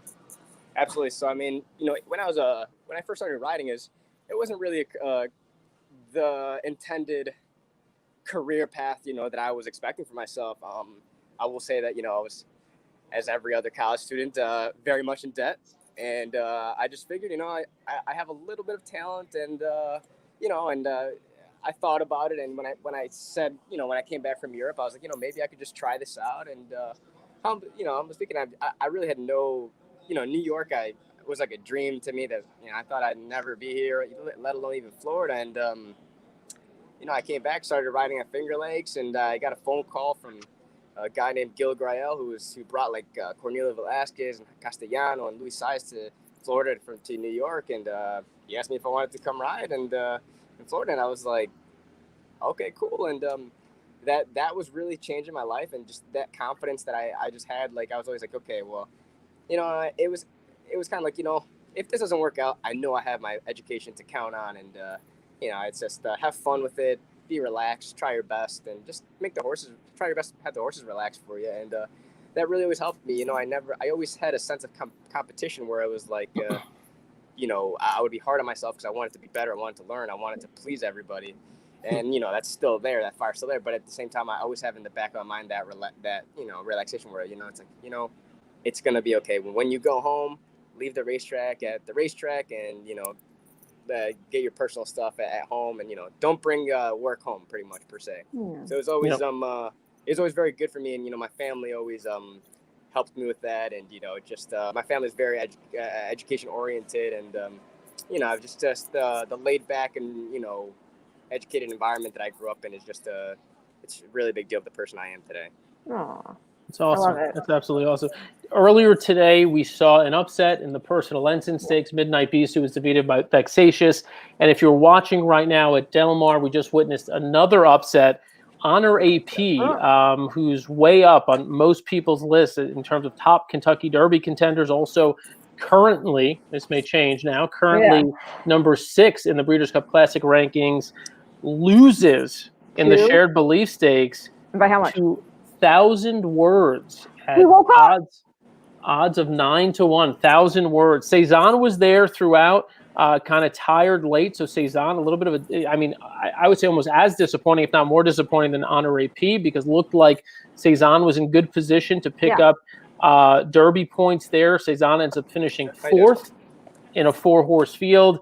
1,000 words wins at odds of 9-1. I think I had read somewhere that 1,000 words outworked Cezanne ahead of this. So and it's to the point we made too earlier with I mean, Cezanne obviously could have used a good effort here. Honor AP, there's no need for a maximum effort here with the Derby a month away. And so like you said, it's a short field, pace scenario gets weird. Yep. Raylu, from where you're standing, just so we know, do you have the races up on a TV screen next to you? You can witness it on a TV screen. Is that what you're going to watch on? All right. I'm watching it right here with you guys, and the TV's in front of the jockey's room where I'm at now. They're a little delayed, so I might be behind you guys. All right, we may break the news to you here before literally. Before it's see. Crazy because there's 4 TVs under the umbrella, and every TV goes off at a different time. So hopefully I'm at the right one. Yeah. Just as a reminder, because we've been rolling okay here with some of our picks. I think collectively we all believe Code of Honor here has a very good chance. This is a ticket that we put in a little earlier, the 6th race. We are single to Code of Honor here, so there will be some excitement on BC Live if we can get Code of Honor home. But of course, a very deep field, very tough field. So we'll see how it unfolds. We may have lost Raylu for a moment there. The video went out at least. There he is. He's back. Raylu, when you look at a race like this, I don't know if you had a chance to look at it. I don't know if if you're not in the race, if you wouldn't take a look. But when you take a look at this field top to bottom, 2 questions. One, is there a horse, if you could ride this race, that you'd want to ride in particular? And B, how would you ride this race if you were in it? If I ride this race, I'm looking at it. I mean, Mr. Buff, pretty one-dimensional. I mean, he's going to try to go, and I can see him better out there. But this race is just so interesting because, I mean, by my standards can be up there, and but if I could do that, I mean, Joel's I think he's gonna sit a golden trip. The way he's riding too, I really don't see Tom Zata losing. But if I personally was watching this race, I would want to stay close to Joel. I would want to be aggressive, be on top of him, and I'm sure Johnny's gonna he's gonna be aggressive, and Joel's gonna be right there with him. So I think those are 2 horses to beat, Code of Honor and Tom Zata. But I mean, if I had a speed horse, I would definitely want to take it to them. And I see Mr. Buff, opening up and trying to get away. The game plan would be to steal it on the front end. Yeah. Try to see if you can get there, and I think that makes sense. By my standards, as you mentioned, is one who has speed and who needs to be more forwardly placed than he was last out. Sitting off of Tom Zata was not a winning strategy last time, so I don't think. If Mr. Buff wasn't in this race, I would love By My Standards. I would just take it to him. He looks real pretty out there. He looks really good in the flesh. Yeah, he does. I mean, this is the grade 1 Whitney. So if you have a horse who doesn't look that great, I don't know how he gets out in. So, I mean, I'm a Code of Honor gal, just for a number of reasons. The horse has already showed the talent that he belongs here, the connections with Shug and Lane's End, and, Johnny B. It's nice when you see a horse that's had the same rider basically for nearly every start of his career. And I mean the pedigree, because as a pedigree person, I'm all about it. You're by Noble Mission, was a champion in Europe, a full brother to Frankel, Out of Kind, who comes from a tremendous female family herself, Rainbow We've Lake. had requests for you to talk about Kind here. I know, I'm just trying to sprinkle it in real quick because we have so much to get through here with this race ahead of them going into the gate. But I do want to give some news regarding Kind. She's been bred to Kingman, multiple Group 1 winner Kingman for this year. He's had success with horses like Persian King. So they're really excited about him over at Juddmonte. And he is going to be the lucky daddy of Kind's next foal. Very nice. There you go. That is good breaking news. Look at you. Well, I don't know if it's breaking so much as it's interesting. As you can see, it's post time, just about post time for the Whitney. This, of course, is a win and you're in for the Longines Breeders Cup Classic on November 7th. What that means for the people who own the horse, behind the horse, $150,000 in entry fees paid by the Breeders' Cup. The nominator of the horse gets a $10,000 award, and there's also a $10,000 travel allowance for horses stabled outside of Kentucky. So that's what you get, is just sort of perks, bonuses. In addition, you got a nice $750,000 purse that you're gunning for in this race. So the horses are approaching the gate. We probably got about 30 seconds or so. Final thoughts here. Ren, there we go. Ren, did you hear that audio, by the way? I did hear the audio. I did hear the audio. I love storied races like this. It's exciting to see, especially, you've got trainers in here with history in this race. Again, we talked to Shug McGahee earlier. He won this race with multiple horses, and among them, Personal Ensign and Easy Goer, and they ended up being Hall of Famers. You also have Al Stahl won this race with Blame, who Blame went on to win the Breeders' Cup Classic. So it's a very important race, a lot of backstories to it. Too many to tell now. Raylu, as I've mentioned to some of our other guests when we've had live racing on, we like to give in the moment real-time feedback. We're looking at fractions, we're looking at where horses are, we're looking at ground loss and all those things that you consider as a jockey. But what we've learned is that our viewers want us to just shut up. They want to listen to the audio of the race. They don't want us to talk. So what we'll do is we'll watch this race with you, and once it's over, we'll get your feedback on how the race unfolded and what you thought of it. Great. I'm rooting for Tom's the Top, by the way. I love older horses, those grinders. We're waiting now for Mr. Really Buff. want him to win. I will say real quick, he's a $330,000 yearling, and for good cause. He's by Smart Strike, and his grandmother is a full sister to Candy Ride. Very good. Tom's Zeta, by the way, as you saw a moment ago, Even Money, your favorite. I'm going to mute all of us for this.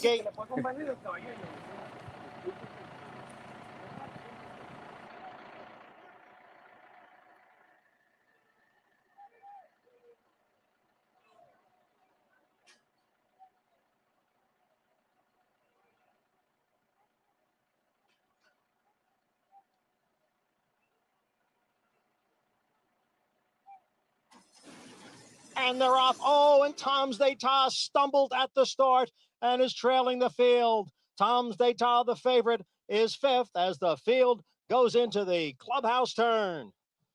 And the early leader here will be Mr. Buff. Mr. Buff is on top with Improbable Racing in second. By My Standards is next in third. Then Code of Honor. And after that beginning, Tom's Zeta is the trailer in fifth. It's New York bred Mr. Buff, the leader here by almost 2 lengths. The quarter, 25 seconds. It's a slow pace here with Improbable, the California Invader, giving chase in second. By My Standards is next in third, 2.5 lengths to Code of Honor, and 2.5 more to Tom's Zeta. And now the field is midway up the backstretch, and it is long shot Mr. Buff in front here by a length. Improbable runs in second, then By My Standards next in third. Farther back it is Code of Honor, and Tom's Zeta continues to race last with a half mile in 49 and 3. Mr. Buff will lead the field into the far turn. Improbable has been tracking the entire way and is now getting closer. So it's Mr. Buff and Improbable. The two of them are right together. By My Standards is just in behind in third. Code of Honor is fourth, 3 lengths from the lead. And Tom's d'Etat, 3/4 went in 1:13.1. Mr. Buff gives way, and Improbable is the leader as the field comes into the stretch. Then it is By My Standards, Mr. Buff, Code of Honor, and Tom's d'Etat. It's Improbable in front inside the 8th pole. Improbable has built a 4-length lead. By My Standards, Tom's d'Etat, Code of Honor. It's Improbable and Erod Ortiz Jr. to win the Whitney. By My Standards was second. A tough luck third for Tom's d'Etat. Code of Honor was fourth, and the time was 1 minute, 48 and 3/5 seconds. I want to give a shout out right off the top to Chris Larmy. He was on Improbable if I remember correctly. Oh, Improbable gets his day in the sun. I could tell you, I have bet on Improbable many a times. He has never won on those days. Today, I was not betting on Improbable. You unjinxed him. And he ran the race of his life. Granted, the thing we should talk about immediately is the unfortunate break of Tom's d'Etat stumbling out of the gate. Raylu, from a rider's perspective, that just about does a horse in after a break like that. Yeah, I mean, Joel did all he could. He took back and just let him, settle and get his feet under him. But at the same time, they went a 25 opening quarter, and everybody's going to be running down, especially these types of horses. And so that didn't help him at all either. He didn't really have pace to run down. And props to Irad. He just had a good, comfortable trip outside, clear, and he took it to him. He was forwardly placed, and he made the first move and come and get me. He rode a winning Tom's d'Etat was third, and number 3, Code of Honor finished. We just watched that back from the head-on from the gate, and that's a scary thing. Whenever a horse comes out so awkwardly like that, you have to remember these horses weigh in excess of 1,000 pounds and come down with legs like that. I mean, it's a tribute to this horse's guts that he put in the performance he did. Right, and I would love to see him, come back in the Breeders' Cup and run the race that he can run. I don't think we saw the best, and that was an unfortunate event. But I wouldn't count him out for the Breeders' Cup at all. If anything, I'm more of a fan of him now to see what that was some grit and determination right there to come back. And Joel had to kick about 7 wide around the bend, to make that run down the lane. So I mean, he ran a winning race. Just that was an unfortunate start. Yeah.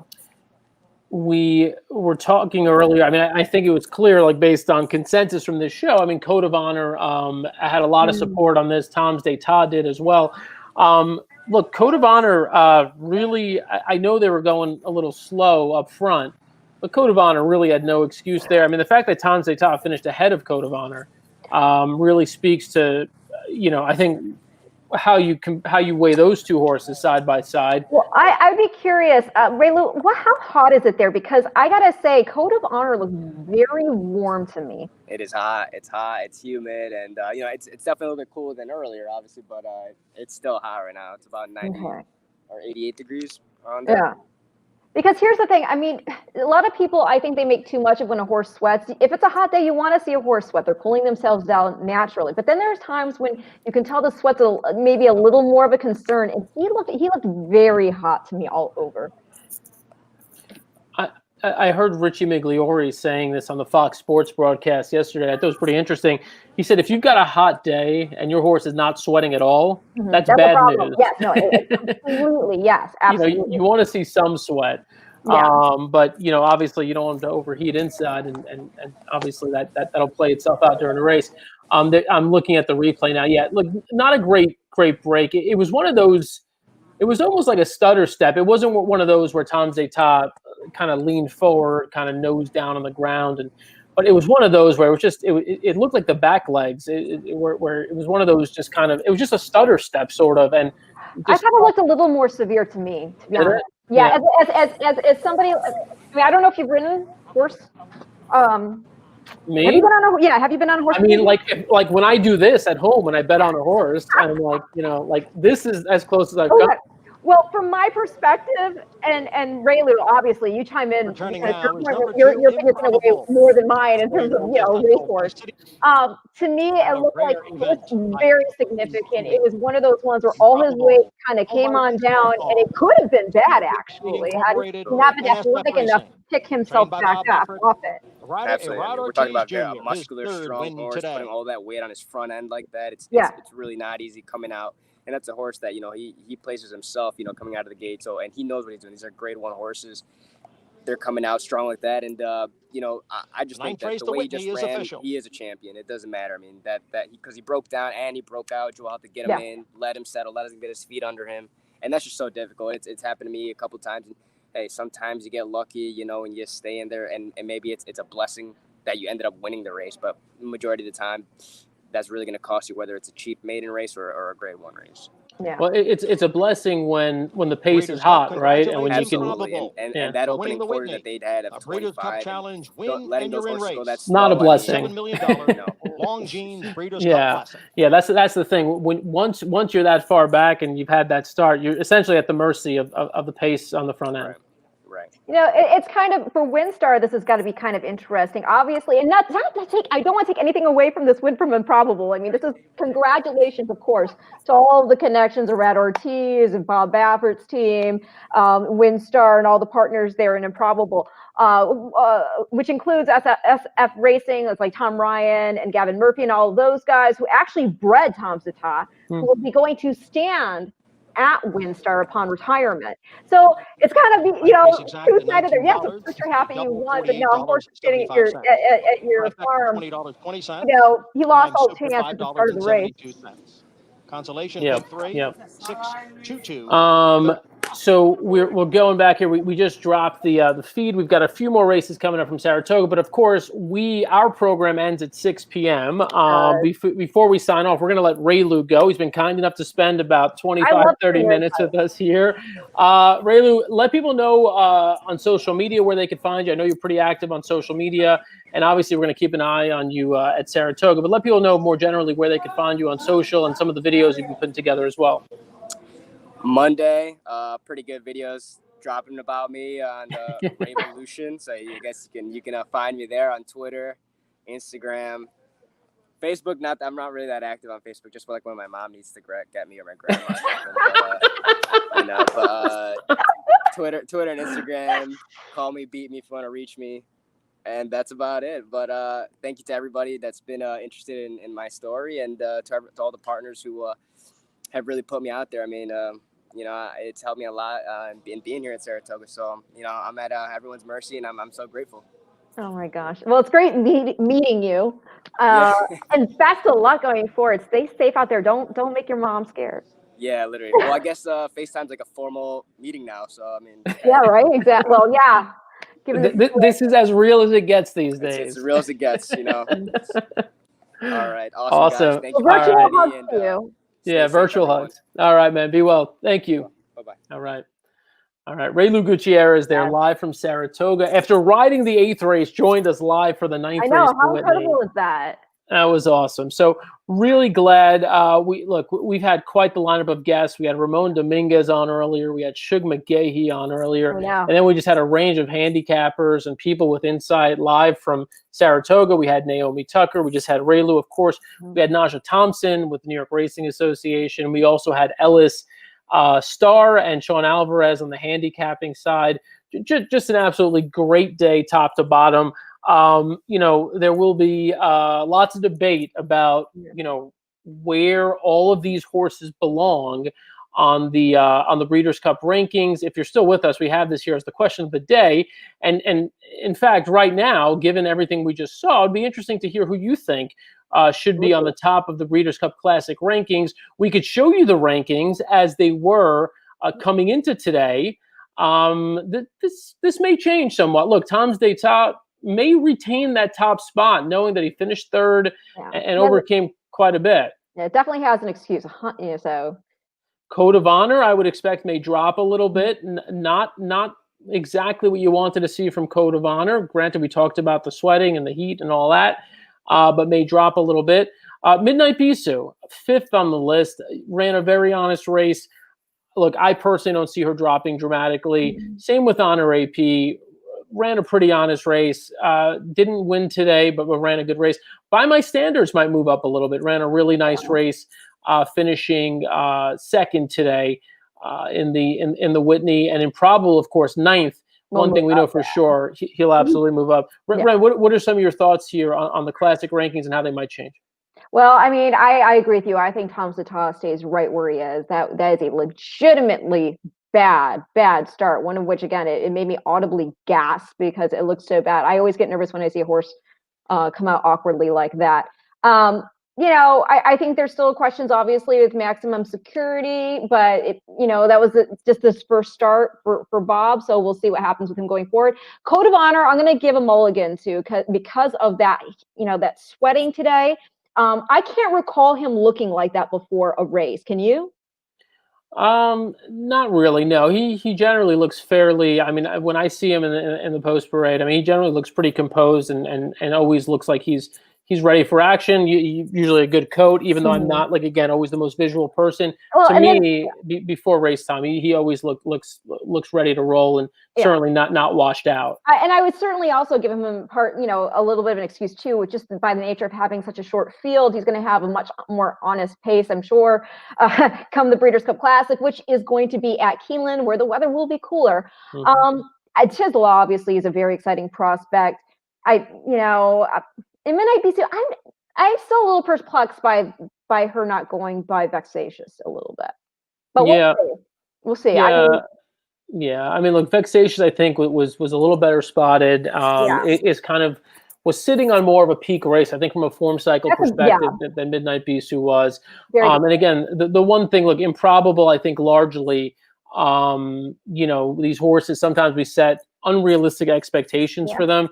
Improbable is a horse who I think had unrealistic expectations tied to him from day one.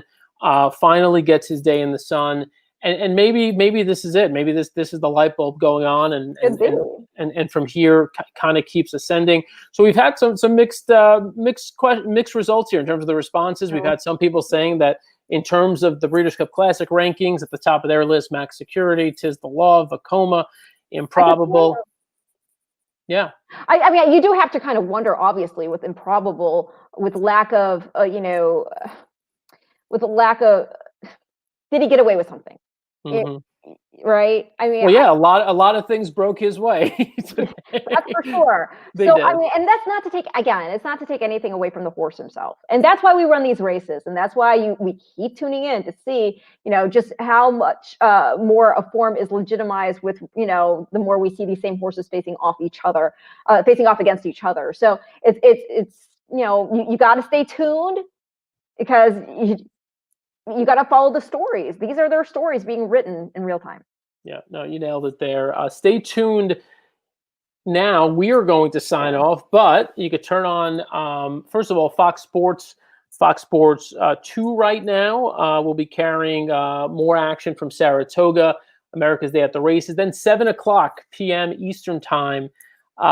Tune into NBCSN. It's the Bing Crosby, though. Winning your in for the Breeders' Cup Sprint. Tomorrow, you got the Clement L. Hirsch, winning your in for the Longines Distaff. And then next week, more action. BC Live is back. We're going to have an edition next week. Bram Weinstein comes off a vacation, will join us. Ren, I haven't fully checked your schedule. I don't know if you're joining us next week. I hope you're joining us next week. I will join you. If I'm welcome, I'll join you. If the fans want me, I will. The fans want you. The fans. No, well, your fans. I mean, I don't have fans. Fans, let her know how much you want her to be back here next week. If the BC Live fans want to hear what I have to say, by all means, I will make it happen. The fans want you. We want you. Yes, the masks. We'll put it up there one more time. COVID-19 relief efforts are supported every time you buy a Breeders' Cup mask. BreedersCupShop.com. COVID-19-relief. You could check that out there. And as I said, we'll be back next week with more Breeders' Cup Live. Next week, big week. Our little race called the Traverse is going to be run next week. Wasn't Ramon Dominguez in the Traverse Stakes? Oh yeah, we never showed the video. Alpha? Yeah. We promised it. We never showed it. I know. Well, maybe next week. Well, that was the historic on the wire dead heat with Golden Ticket, who was 33-1. There we go. Oh, In case you were wondering. In case you were wondering. I need validation. And Liz has all the masks, but so thank you, Liz, for supporting the cause. Thank you, everybody. Thank you, Stephanie. Thank you, Liz, for supporting the cause, and we hope you all had fun with us. All right. Thank you, Ren. And a privilege as always to work with you, and we'll see you next week. Oh,